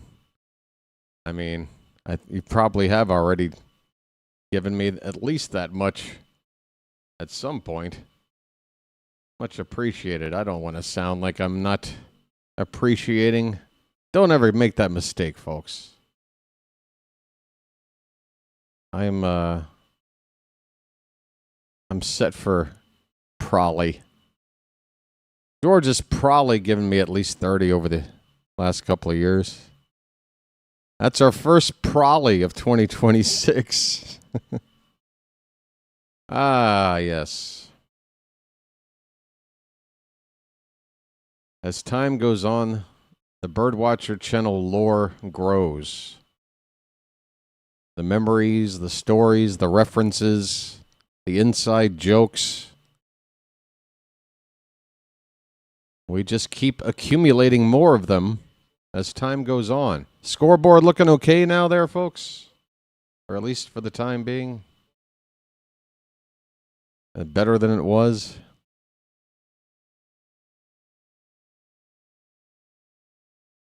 Boy. All right. Gunner's up. So we do have our big hitters in here still, and he's going after the first pitch, and he's going to make an out on the first pitch. A pop-up to center, handled out there easily. Gunner's down on one pitch. Ah, boy. Come on, Gunner. If you're going to bat lead off and then have an inning late in the game where you're still in a leadoff role in a game down one,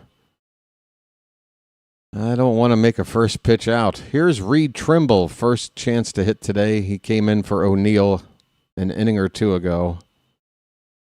And he looks at a strike. Trimble has a count of 0-1. Swing and a miss. Changeup from Suarez, who's in there for his second inning.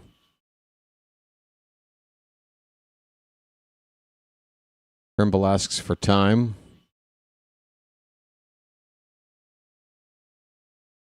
He's a switch hitter, don't you know?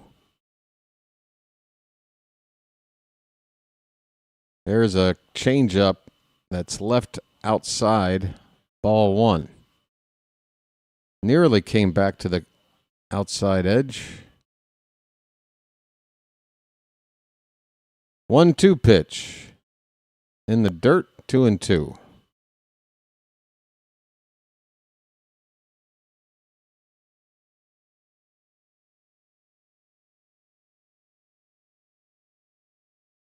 Alonso is on deck, so he'll get another at-bat. The 2-2. That ball's popped in the air, left center. That ball is heading in the gap, but it's hanging up there long enough for the left fielder to chase it down for the second out. All right, one more AB today for the polar bear, and he's down. We're down 1 run. I'm calling the shot. We're tying this game up right now. A polar bear stirs.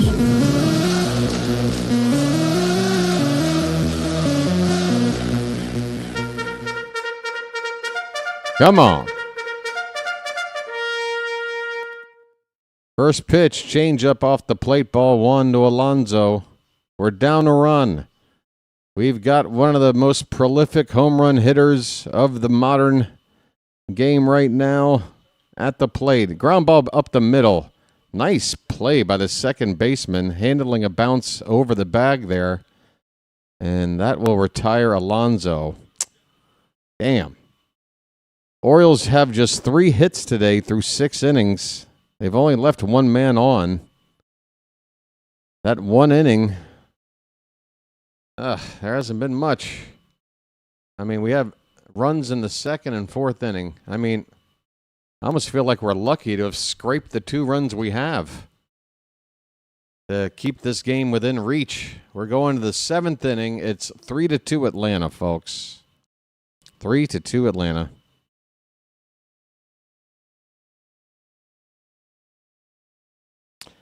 Kim Man 1112 says, "How the heck are you doing today?" Watch the language, sir.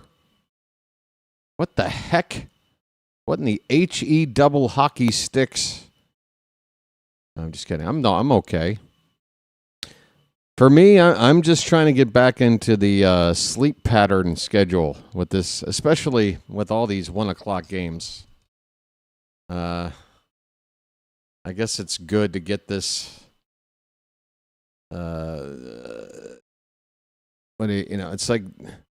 It's like going deep into the ocean and having to come up and decompress. I feel like I've got the bends, trying to readjust to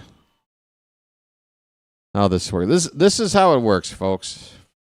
At least until we start playing some night games. Basically, the sun goes down here about 6 p.m. I lay down to try to go to sleep. Sometimes I can get to bed, sometimes I can't. But the idea is to sleep maybe from about 6:30 to about 11:30. So I get 5 hours there. I get up, I prepare for the game, call the game, finish it up probably about 4 a.m., and then I sleep from 4 to about 7 a.m., and I get 3 hours there. So I'm still getting 7.5 hours. I'm fine. And I'm waking up at 7 a.m., and I got the rest of the day. I just have to go to bed early, eat my dinner about 5 o'clock. So pretty much I'm living like an elderly person, I guess. I'm on Grandpa's schedule. All right, Rico Garcia is in for the Orioles to pitch. First pitch is a strike. Next one is lifted to right near the foul line. Is that going to drop foul? It does. Strike 2. We've got loads of changes for the Braves, and I don't know where to begin. Let's start with who's at the plate. It's the only guy, one of only 2 guys to not leave the game yet, at least in the field. It's Azokar getting his 3rd at-bat today at the plate right now with an 0-2 count. And then I'll run down all these new hitters here in a moment. 0-2 pitch.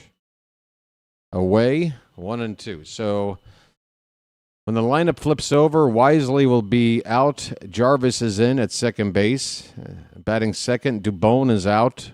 Lodice in his place at short. Eli White was batting third. Espinoza will hit there. Here's a swing and a miss. Ball's in the dirt. Picked up by the catcher. Throw to first to complete the out. 1 away. Well, y'all come back now, you hear? A fellow by the name of, what the hell? Clohizzy in for Kiersey in right field. Heel stays in the game and plays third after pinch running for Farmer. And a fellow by the name of Compton is in for English at first base.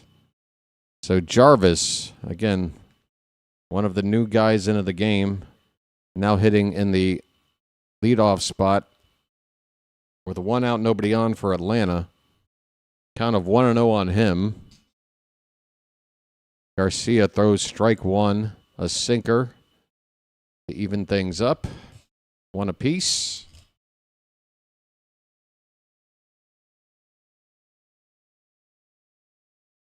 The 1-1.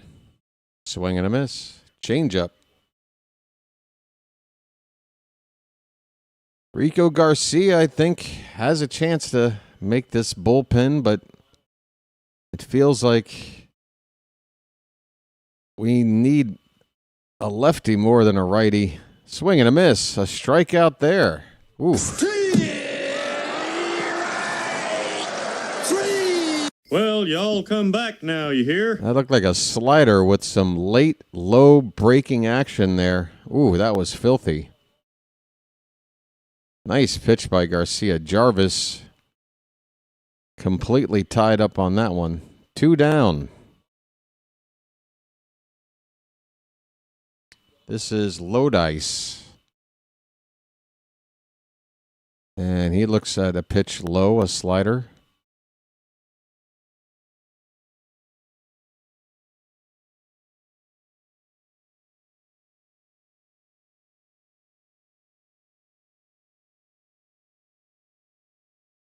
Garcia from the belt, the 1-0. Swing and a miss, and losing the bat on the swing. That bat landing in the Braves dugout.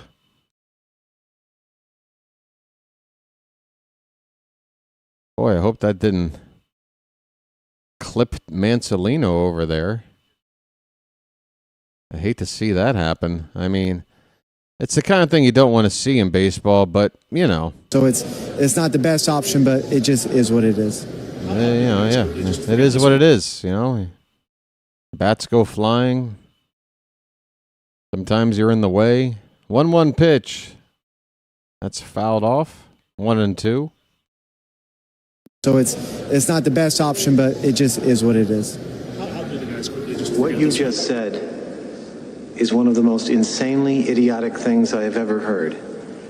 At no point in your rambling, incoherent response were you even close to anything that could be considered a rational thought.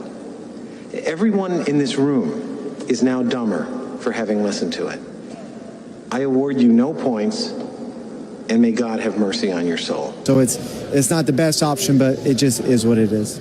Folks, Garcia just struck out the final batter of the inning.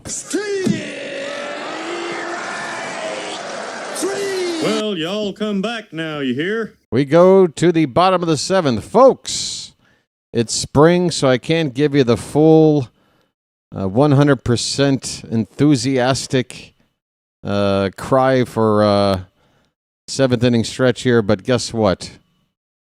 Do me a favor. I still want you to put some cakes on the griddle, okay? Seventh inning stretch. Thank God I'm a country boy. Thank God I'm a country boy. Thank God I'm a country boy. Get them cakes up in the chat, folks. Yes, Mancelino rescued, folks. Rescued. Poor guy. We're sorry we gave you your first major league managerial job, Tony. We're so sorry. Thank God I'm a country boy. Didn't mean to impose on you. Thank God I'm a country boy. Thank God I'm a country boy. You schmuck. Thank God I'm a country boy. Rescued. I'll tell you what. By the time the Braves realize what they have, they're going to want to be rescued from you. Thank God I'm a country boy. Thank God I'm a country boy. All right. Seventh inning. Bottom of the seventh. Cakes are up in the chat. Even on the vertical side, I see some cakes. Thank you, fandom. Very nice. Folks, hit that like button, please, if you don't mind. I only ask a couple of times a game. I don't try to annoy you with it. Here's a first pitch line drive to left, backing up and making the catch, backpedaling onto the track and left field. That is Carney out there, or Carey, excuse me, Carey. Carey with the catch and left for Atlanta, taking the place of a Zokar. And that was Taylor Ward on that swing, hitting one to the track, I think. Here's Sam Huff. So Ward stayed in the game to get one more swing, and he went after the first pitch. Hit it well, but made the first out. Here's Huff getting his first chance to hit after a nice day at the plate for Adley Rutschman. 2 for 2, a double and a home run. Huff right now with a count of 1-1. 1 out, nobody on. Pitch. That one's lifted on the infield. First base side. Near coming in on the mound. Everybody's there. Wow. Second baseman Jarvis takes the charge and makes the catch. That got interesting. The pitcher knew what to do, and that was get the hell out of the way. And that pitcher, by the way, is Javi Guerra, 30-year-old veteran right-hander who has already gotten 2 outs on 4 pitches. Here is Mountcastle up for the third time, 1 for 2. Okay, mount up. First pitch is ball 1 to Mountie. We're running out of outs here, folks. Swing and a miss, 1-1. Not much to talk about from the offense here today. Bradish with a tough second inning. He recovered, but, you know, we're still left with kind of an ugly scoreline. Helsley gave up a walk and a hit in his only inning. Didn't give up a run, but it wasn't a clean inning.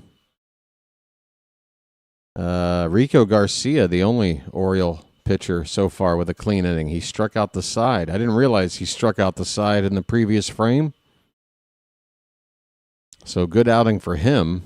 Otherwise, not a whole lot of stuff to point to. Basically, that play on defense by Kobe Mayo and Adley Rutschman, 2 extra base hits. Those are your 2 positive takeaways in this game. Did Mountie go around? No, he didn't. Is there an ABS for check swings? Because we need that too. If you can figure out if a pitch is in the zone, you ought to be able to figure out if a bat crosses the plane. An appeal on a check swing by Mountie. He is out and the inning is over. We go to the 8th. Braves lead at 3-2. That should be the next thing. A check swing challenge system. Let's just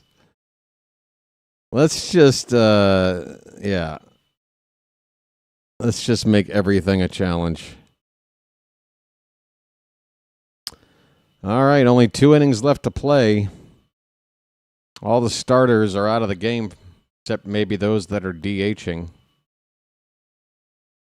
Mountie just had that third at-bat in the 7th. If his spot comes back around, they might throw somebody else out there. Robertson in the game for Taveras. Aaron Estrada's in the game for Jeremiah Jackson. Ryan Noda now in the game for Alonso at first base. Trimble moves from right field to center field with Robertson into right field. Taylor Ward is still being shown in the game. Maybe Albanez, with that tough play for Ward early on, just wants him out there for the whole damn game to see if he can get another play to make out there. Try to make up for a tough one there early on. Folks, that sub count has not moved on the board today.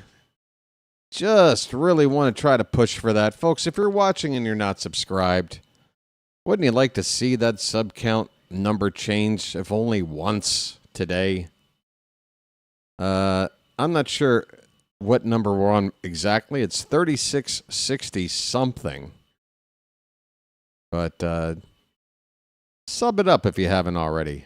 And Charm City Chat, I ask of you, please, maybe you could help convince those watching who are unsubscribed to give it a chance. Maybe they'll take your word for it, not mine. Chase McDermott's on the pitch for the Orioles. First pitch was a ball, and the next one is up and away. It's 2-0 on Espinoza, who takes over for Eli White in center field, batting in the 3 spot in the order. He's swinging on 2-0 and fouls it back. 2-1 on Espinoza. That's another name that is... Seems like every generation there's at least one Espinoza in baseball. 2-1 pitch. Oof. Cutter. I guess it missed a little bit in. Maybe a hair low. 3 balls and a strike.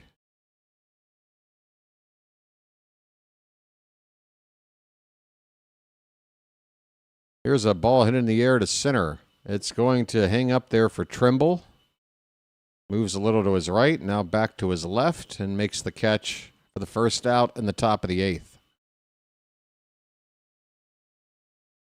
A reminder, folks, that tomorrow we'll be back on the air for a game that I think you're going to watch. It's the perfect situation, folks. Sunday afternoon baseball. The NFL season is over. You got Chris Bassett making his Orioles debut. We're playing the Red Sox, and they happen to be going with Ronher Suarez, one of the pitchers we were very much looking to try and add to our rotation this offseason. Boston signed him.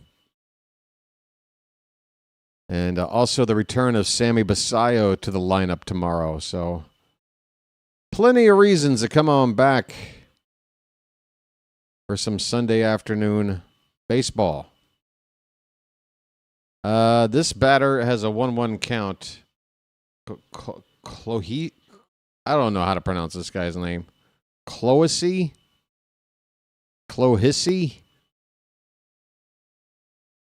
It can't be Hissy.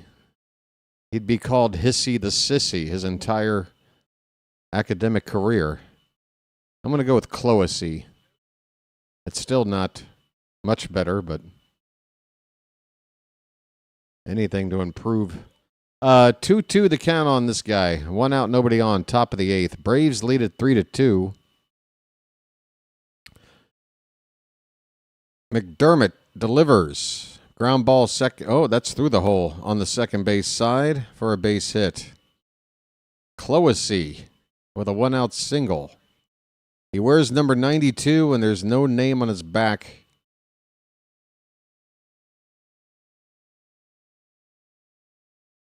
They're not even going to bother.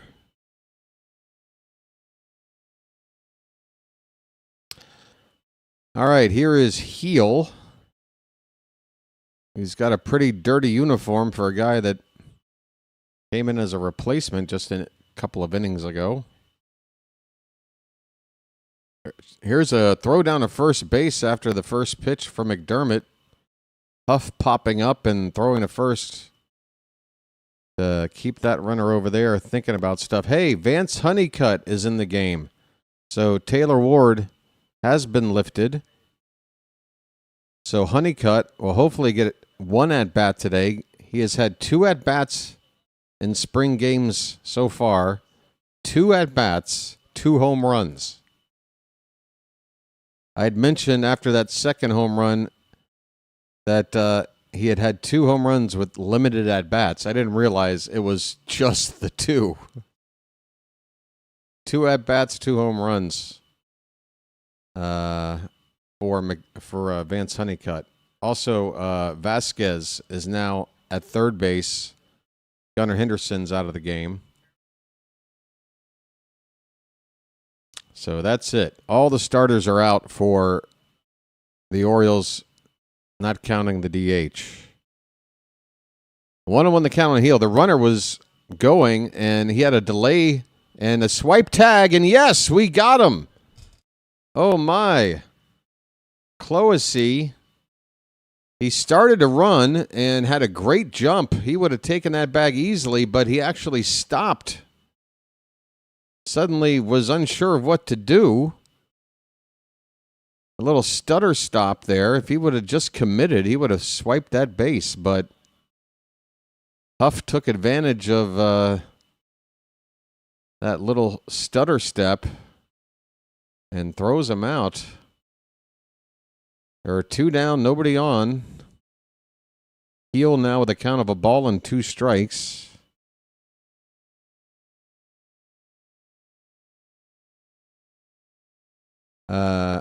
Chloe. Clohisi.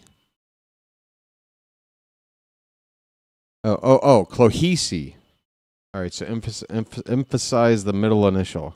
Clohisi. All right, that probably is the best way to pronounce it without getting made fun of. Clohisi. It is still 1-2 strikes. Hello, Scott.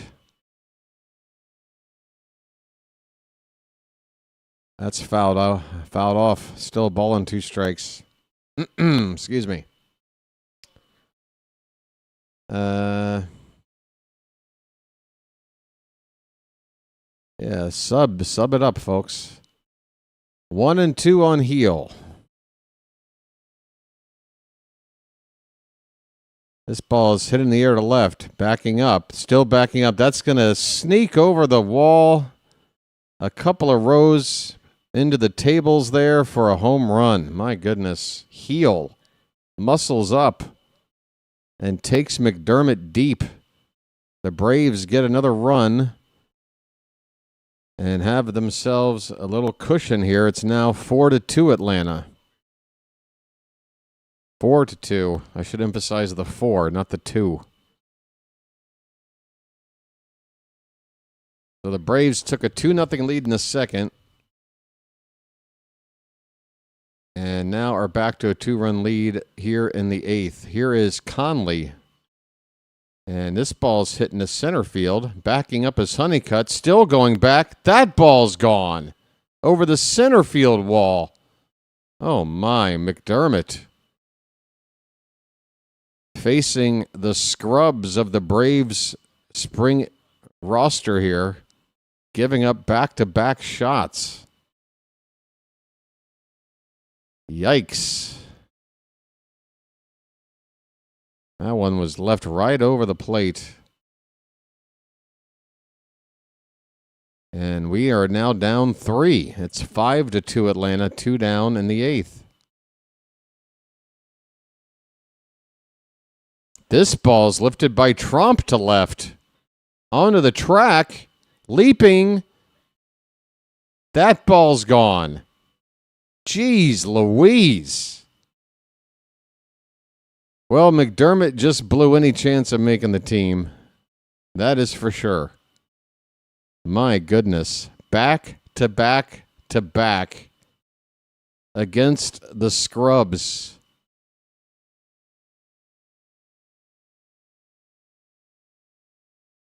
Folks, if you could see a confidence meter on your screen right now, it is empty for McDermott.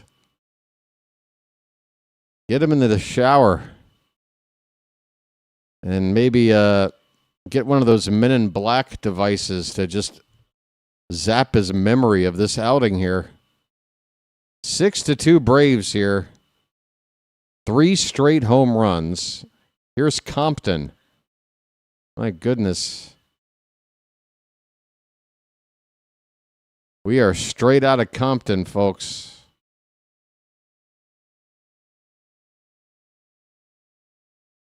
Fouled back. It's 0-2 on Compton.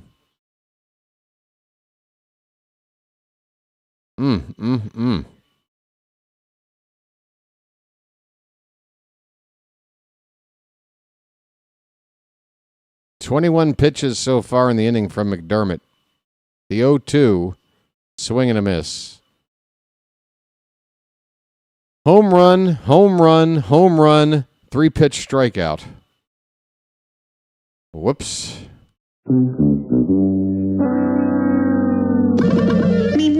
Wrong button. Big bucks. Stop it all. Great inning except for 3 pitches. I think you can say that when it's like, except for 1 pitch. It was good. No. Except for 3. 3 bad pitches can do a lot of damage. And they did here. My goodness. Let that be the only back-to-back-to-back home runs by our opponent in 2026. Let's get that out of the way. Bottom of the 8th coming up. We're down 4. We've been out hit now 11-3. And we are in danger of losing BW's streak of calling these spring games without a loss. We're down to 6 outs to play with, 4 runs down. And none of our heavy hitters in the lineup anymore.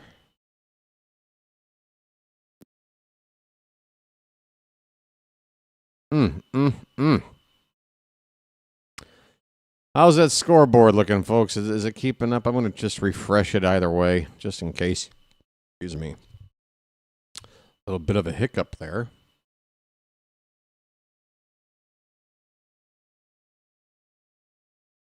Pop back into place now. Pop back into place. That's not in place. Oh, now you're going to make me do extra work. Oh, now you're back in place. Okay. Make up your mind, for crying out loud. There's the guy that got the 3rd of those 3 straight homers, chilling in the first row behind the left field wall there.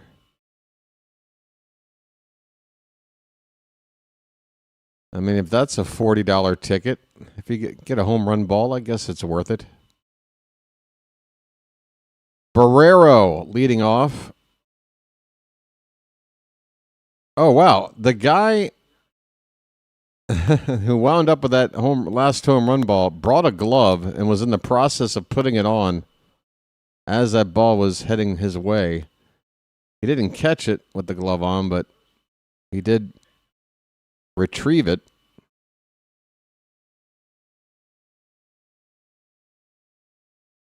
Just trying to relive the glory days of youth. That can still play. Karinchak is on the pitch. I remember when this guy was with the Guardians. I remember him having some pretty good stuff. Didn't know he was on Atlanta. Oh, Barrero gets into one. Left center field. It's going to be caught in the gap, just a step or two in front of the warning track. Good swing by Barrero. Wait, is that the same guy? Oh, my God. So that gentleman is the same one that was potentially... it wasn't interference, I'd say, but certainly a distraction for Kjerstad on a home run ball here a couple of days ago. So that's his seat. I tell you what. Just be careful, left fielders. Whenever a ball's hit over there, this guy wants it. James Karinchak. Wow, he didn't even make it into the show last year. It was in AAA. Again, I remember him coming up with Cleveland looking pretty good. I guess he's fallen on some hard times. He's got a herky-jerky delivery. The count is 2-1 on the batter Robertson for Baltimore. Left-handed hitter. 1 out, nobody on, bottom of the 8th. We're down 4.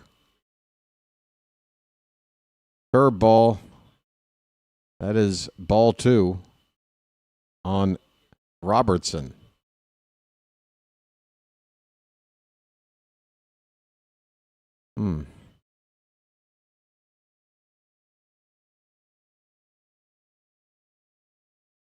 Hit on the ground, foul on the first base side. Full count on Robertson. It'll be Aaron Estrada up next. And, yeah, despite... This is why you watch these spring games. There's always, even late in the game, you're going to usually have a moment or two you want to check out, and that's ball 4 to Robertson. So here we go. Aaron Estrada. I'm excited about this kid. I think he's only 21 years old. He had a double in the game against, who was it? I can't remember. Who did we play a couple of days ago? Anyway, I like the tools this guy has. He only made it as high as Double-A last year. Had an OPS over 800. Left-handed batter. He was great in chips.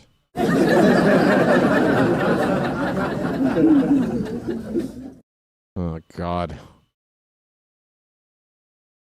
Oh, God.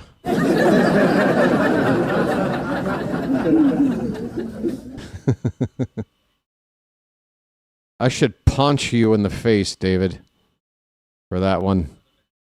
Get it? Punch. Called strike 3. Estrada is out looking. Aaron can't believe it. He starts walking backwards, wondering what happened there. 2 down, runner at first.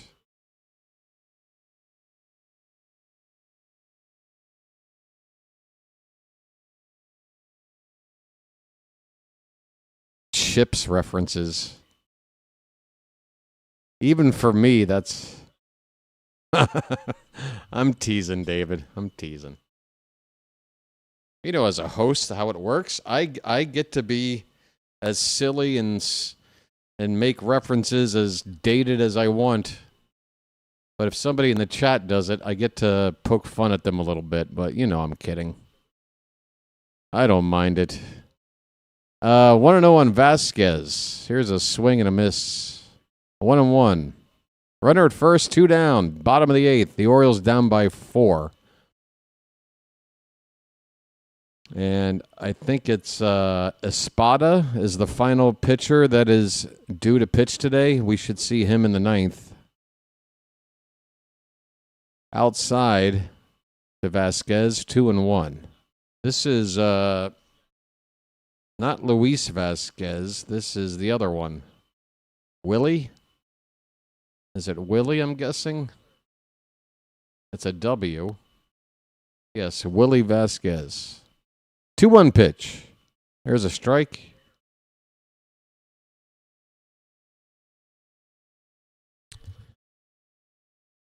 All right, twos are wild. Two balls, 2 strikes, 2 out. Karinchak. Delivery. Just a bit outside. Catcher tried to frame it. Full count. So the runner at first will be off with the pitch.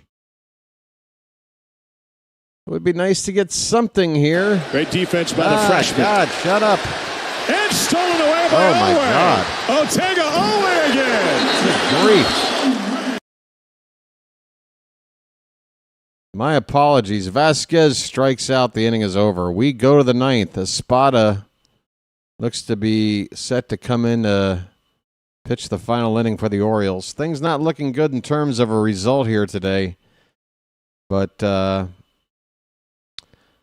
one thing I would say to stick around for is that, let's see, 1, 2, 3. Yes, in the bottom half of the 9th, Vance Honeycutt will be due up to hit third. So, again, like I said, there are usually at least a couple of reasons to stick around late in games like this in the spring, something you might want to check out. And Vance Honeycutt has had 2 at-bats and has hit 2 home runs. He was a first-round pick 2 drafts back.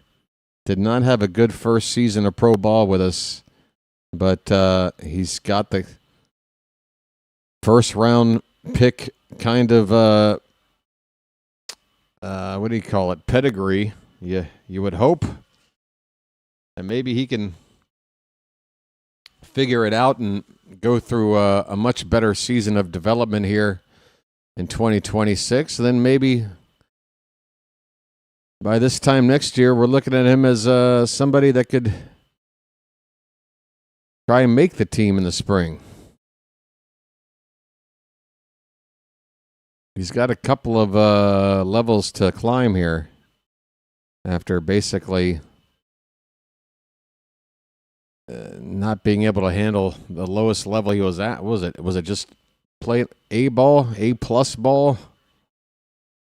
Aberdeen, I think, is where he was most of last season. Hit only about, well, what was it? Under 200, wasn't it? Like 170 for the year. It was not pretty for Honeycutt, but hey, who knows? All right, so Espada. First pitch is a curveball. Espada spent time in AA Chesapeake and AAA Norfolk last year.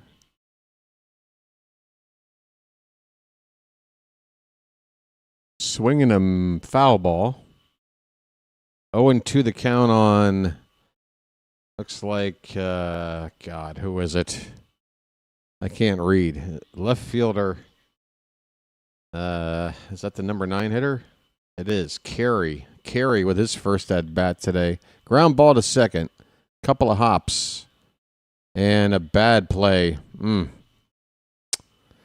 Bad play all the way around. Aaron Estrada backpedaling on a ground ball to him, so that was already not looking like a good form there. And then his throw is just kind of lackadaisical and with nothing on it. It winds up being a short hop that the first baseman can't handle. And yeah, that was not pretty from Estrada. I mean, that was two bad things happening on one ball there for him. The footwork and the throw, both were bad. That should definitely be an error all the way. First error of the day for the Orioles. Here is, back to the top of the order, Jarvis. That ball is chopped to second. Estrada has only one play, goes to first to get the first out.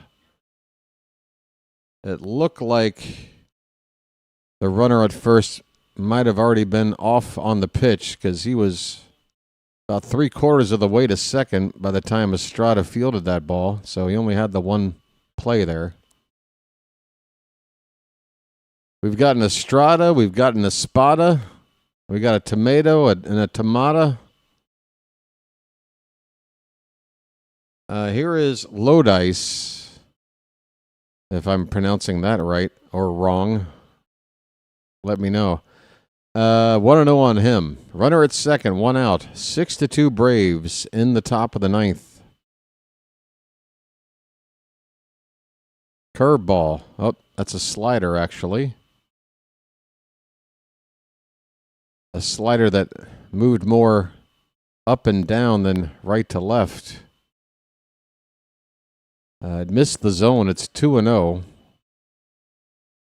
Pitch. That one's hit hard into right center. Backing up, and he's not going to be able to get to it. That ball's going to roll up against the wall and drive in at least a run. It's an RBI double for Lodice, and the Braves have seemingly put this one out of reach. We are more than a grand slam away from tying this. That ball was smoked over 110 miles an hour off the bat of Lodice.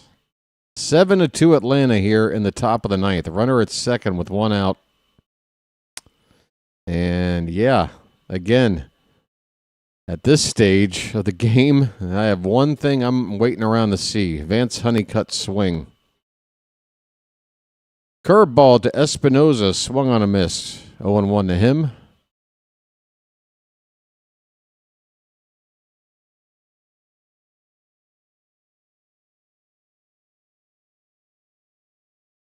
Another breaking ball, and again, another whiff. It's 0-2.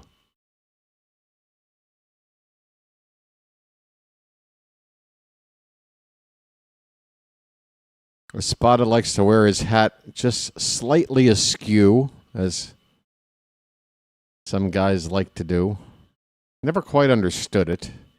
Another breaking ball, and that one drops in there. A curve called strike 3.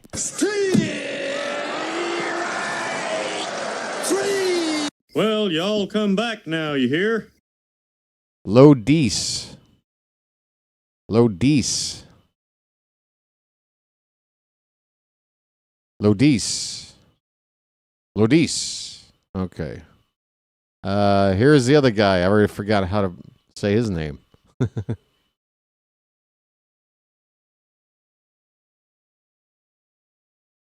Pohisi. Pohisi at the plate. 1-0 on him. Swing and a miss. 1-1. Oh, boy. I'm ready to wrap things up. Folks, show of hands. Who's going to show up tomorrow, at least for a little while?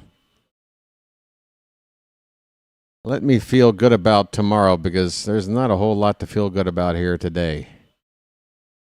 Again, that play by Mayo, Rutschman hitting, Garcia striking out the side. A few things that were nice, but a lot of things that weren't too nice today. Slider low and in on Clohisi. 2-2 of the count. George will be back. Thomas Brock will be here. Phantom will be back. High five. 2-2 pitch. That's a little bit outside. Full count. Travis. Krawink says, I'm going to opening day for the first time ever. I'm stoked. Wow, you should be. Uh-oh, I've got to refresh the ball game, folks. Apparently, that 2-hour rule is still in effect. Stand by, please. Going to take a minute to get this game back up. I mean, I know we're all on the edge of our seats wondering if we're going to pull this one out, right?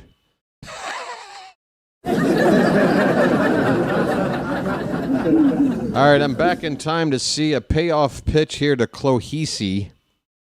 2 down, runner at second. Espada's delivery. That one is line foul down the right field corner. Still 3-2. Yeah, so congratulations and enjoy yourself for your first ever opening day experience. It doesn't get much better. Swing and a miss on a curveball that bounced in there. And that's strike 3. Well, y'all come back now, you hear? Folks, we're down 5. It's not looking good, but hang in there. We've got a Vance Honeycutt sighting due up in the 9th, I believe. If I'm right, it should be Trimble, Noda, and Honeycutt coming up. I hope I'm right. I've talked it up enough. Watch him come up and make a first pitch ground out. All this talking up. You're going with your aunt. She's turning 70, and it'll be her first 2. Oh, well, that's... Oh, you don't even have to hope for a win, sir. I would say the vibe you and your aunt should be bringing, first-time experience for the both of you together. She's 70 years old. I mean, she's been around long enough for almost every season of Orioles baseball. And this is her first opening day. I hope you guys have fun. Help us win, please. And spread the word about the channel, why don't you? Hey, make sure your 70-year-old aunt is subscribed. All right there, buddy. You know, the majority of people that watch the channel, yeah, your aunt's age, she's right in there, right in my demo. Thank you, sir. Hey, by the way, I'm probably going to make more big of a deal out of this than it is. I've mentioned it once already, but it looks like somewhere right around opening day, the channel is going to hit 1 million views for its 2 years plus spring training history. Not too shabby. Sean Reed Foley is on to pitch the final inning for Atlanta, right-hander. Reed Trimble will lead it off. So, yeah, Honeycutt due up third. Pitch is a strike to Trimble, who now bats left-handed against the righty Reed Foley.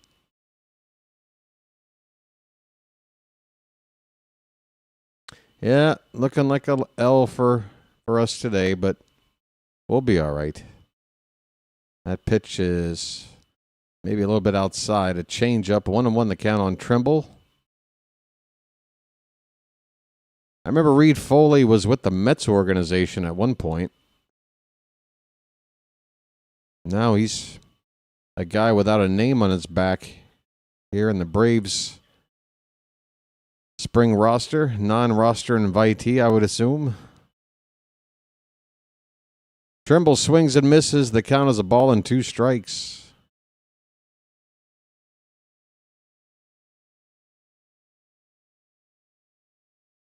Oh, look at that. Albie is chatting it up with Adam Jones, of all people. I wonder how much influence AJ's having on things. 1-2 pitch. Called. Strike 3. Belt high. Middle of the plate. Trimble didn't like it. In fact, he's going to challenge that call. Might as well at this stage. And he, unfortunately, will lose it. That pitch was perfectly placed at the very top corner of the zone. Perfect pitch, and down goes Trimble. But not a bad challenge in that spot at this stage of the game. Might as well use it. It was close. Ryan Noda comes up first and only at bat today. Left-handed hitter.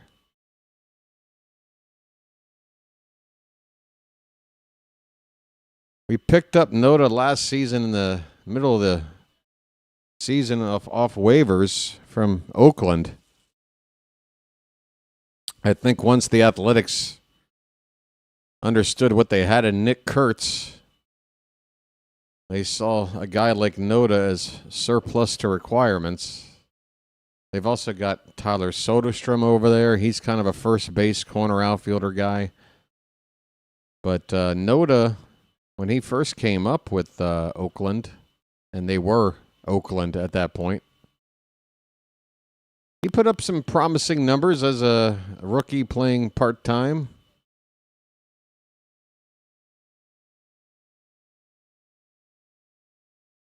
Enough to make you think, he deserves to get another look. I don't know if he'll ever be more than depth for a team, but I like having him in the organization. The count is 3-1 on him after this latest pitch from Reed Foley is inside.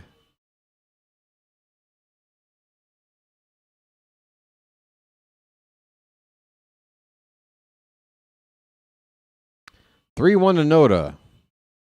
And he lays off ball 4. And that's what Noda did with the Athletics in that season I was talking about. He had a nice on-base percentage. He drew walks. The Athletics always like to develop those players and just know how to get on base. Moneyball, folks. It's still lingering. All right, here he is, folks. I told you to stick around for it. It's Vance Honeycutt. 2 at-bats, 2 home runs on the season. First pitch called a strike. Man, challenge that. We got one more left. That looked high to me. And I want Honeycutt to have a 1-0 count, not an 0-1.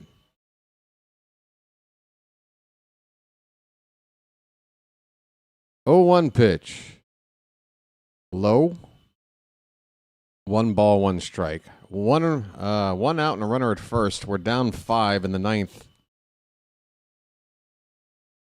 Tomorrow's game, I believe, is on the road, right? It has to be. I've called so many home games. Oh, they did challenge. And it is a ball. Okay. There you go. Honeycutt with a count of 1-1.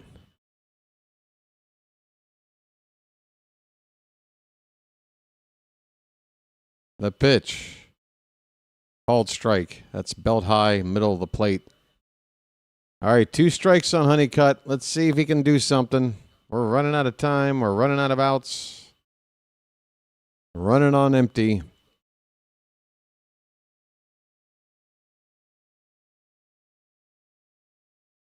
One-two pitch.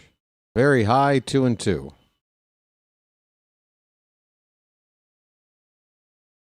Yeah, let's bring up this schedule here. Tomorrow is a road game. Okay, so we'll be playing at that Spring Fenway. Honeycutt lifts it to left. You got to be kidding me. That ball's going to go! Unbelievable! Bye, birdie! Vance Honeycutt, the legend grows. 3 at-bats in the spring, 3 home runs. I told you to stick around. Never doubt BW.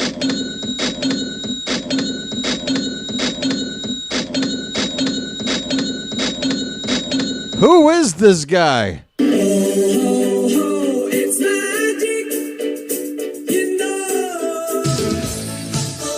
It's magic. On a magic carpet ride.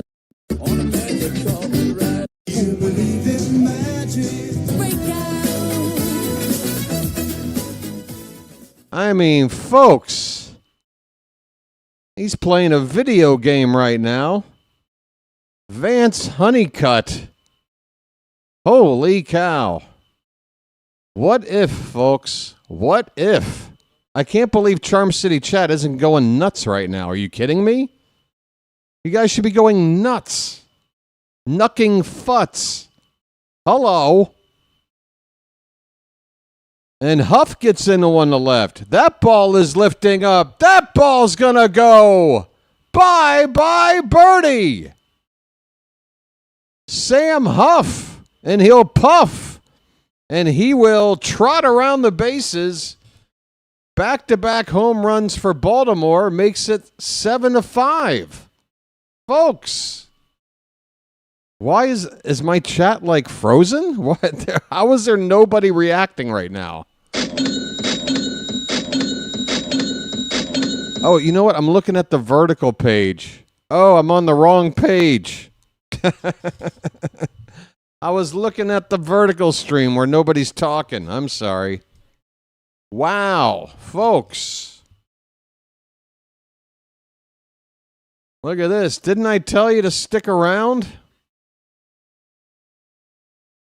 Come on, folks. All right, so I wasn't around to get all the accolades and all the pats on the back for BW. Can you give them to me now that I can see the chat? That BW said stick around for Honeycutt. Who? Hold on, let me do my Hulk Hogan. Come on now. Who told you to stick around? You guys probably already said something. But I didn't see it. Oh, wow. All right, we've got a pitching change here for the Braves. Folks, this game refuses to end. The score right now is 7-5. Sean Reed Foley exits the game with 1 out in the 9th. Folks, a bloop and a blast is where we're at now. A bloop and a blast. Vance Honeycutt. I mean, folks, I'm going to my Twitter feed now. I'm going to my Twitter feed right frickin' now. I mean, the baseball world needs to know the name Vance Honeycutt. This is crazy. What a honeycut that was. Sweet as honey. Julian Barron says Vance Honeycutt is the real deal.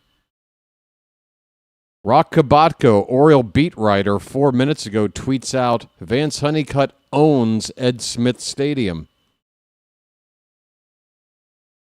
Ezra Charles, 1 minute ago, tweets, is Vance Honeycutt the greatest player ever?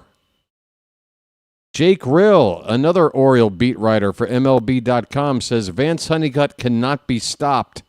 He homered again. That makes him 3 for 3 with 3 homers. The Orioles outfield prospect and 2024 first-round draft pick isn't even in big league camp. He's been coming over as an extra player from minors camp. Well, guess what, folks? Lots of development in store for Honeycutt this season. I think he's going to make up for lost time after a tough first year in professional ball. You know what? It's kind of like the Trevor Rogers story, folks. And again, I talked about it maybe 2 or 3 streams back. You can't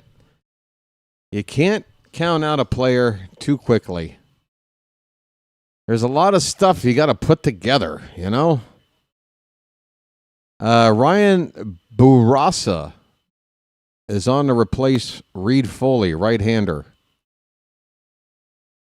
The Orioles are down 2 here in the bottom of the 9th. They need to get another runner on base to get the tying run of the plate. But a nice way for this game to end no matter what happens with the home runs from Honeycutt and Huff. He's only been hitting versus the scrubs, and he's not playing over A-ball. I expect to see him in Double-A to start the year after the spring. Yeah, I mean, again, I'm not sitting here going, I'm not even suggesting that he's going to sniff a chance at making the show this season. I think it's going to be a full year of just basically starting over. And, you know, if he's a good first-round pick, a 1 year of development should get him up a couple of levels and then have him primed to be a potential option for the team next year. Maybe, depending on certain factors, maybe even a cup of coffee in September this year. Who knows? Depends on how well he does. But it's just hard not to feel the highest of optimism for a first-round pick that struggled like he did and then hit 3 home runs and 3 at-bats so far. Just one home run was like, oh, Vance Honeycutt, I remember. 2 home runs is like, Maybe it's a bit of a fluke, but nice to see. 3 home runs and 3 at-bats. Now I'm like, come on. Let's go. Sosa's up to pinch hit for us. In the DH spot that was formerly Ryan Mountcastle's. An 0-2 pitch to Sosa is low. It's Thomas Sosa, left-handed hitter from the Dominican Republic. Center fielder by trade in the DH spot. We need a base runner. 1-2 pitch. Takes low, 2-2. Okay. I'm going to hit the bugle. Yeah.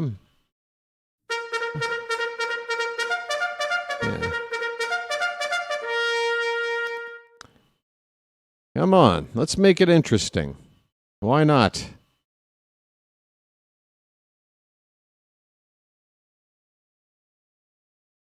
Two and two pitch. That one is hit in the air behind shortstop into shallow left center field. Catch will be made out there by the shortstop for the second out. We're down to the final out, folks. Barrero is coming up. He needs to get on base, or this one's over. If he does get on, Robertson would come up as the tying run.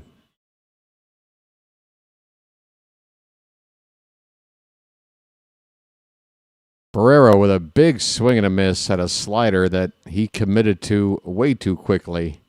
That pitch wound up half a foot outside. Strike one. That one well swung on. Oh, but it's going to hang up right to the left fielder. Oh, my. The angle off of the bat, it looked good, but that ball right to left field for the final out of the ball game. The Orioles will come up short after scoring twice here in the ninth. But, it was nice to see. Back-to-back home runs and Vance Honeycutt going yard again.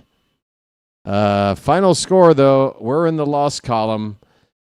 Braves 7, Orioles 5. The Orioles now with a record of 4-4-1 in the spring. And we'll be playing on the road tomorrow against the Red Sox at that, replica Fenway Park they have at their spring training facility. So that's where we'll pick up things tomorrow, folks. Again, I kind of talked about it as we were watching this ninth inning, so I don't want to beat a dead horse. But the main takeaways for this game for me, again, Bradish started, had a rough patch there in the second inning, but through the 3 full innings of work, started well and ended well. Helsley looked a little bit shaky. He didn't give up a run. Rico Garcia was the highlight pitcher out of this bullpen today, striking out the side. Chase McDermott, that was probably any thoughts of him making the team? Probably they were already slim, but that probably put that one away. First series of cuts, he might be involved. We'll see. Giving up 3 earned runs on 4 hits in his 1 inning of work, and that's pretty much why we lost this game, 7-5.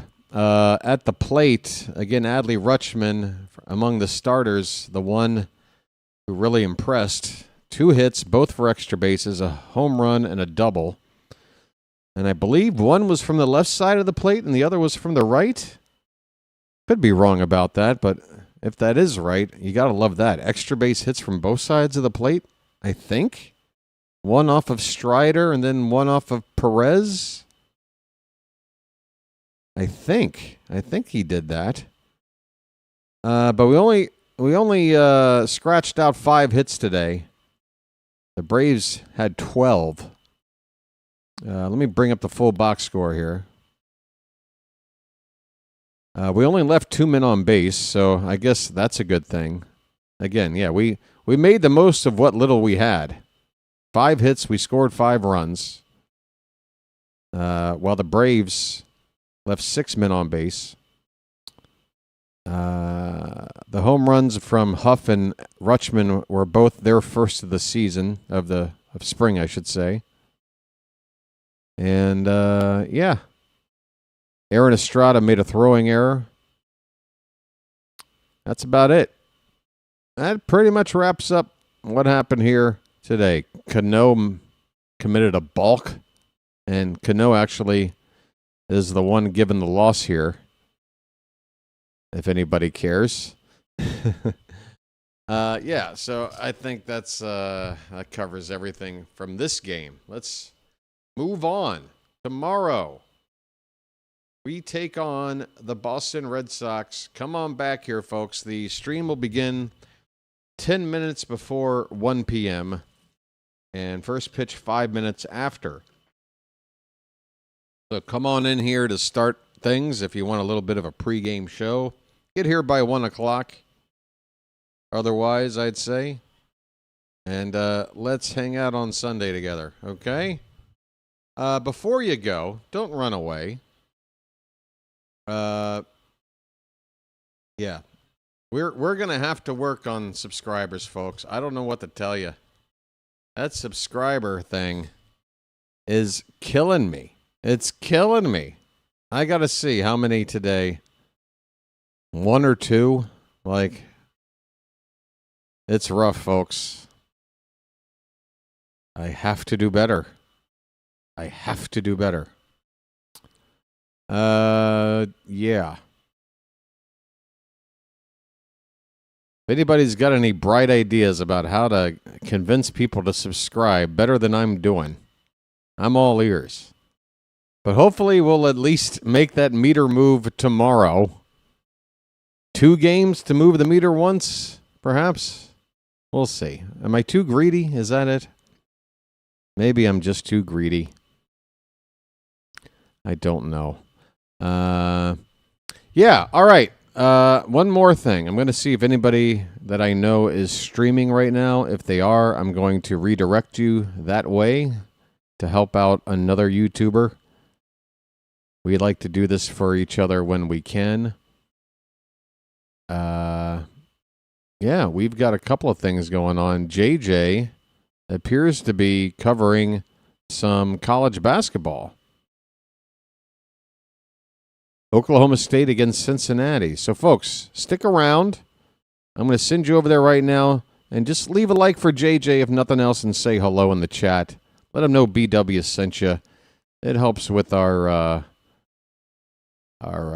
relationship as colleagues to help each other out like that. Let each other know we're thinking of each other. I want to thank Phantom for gifting out those 5 free memberships.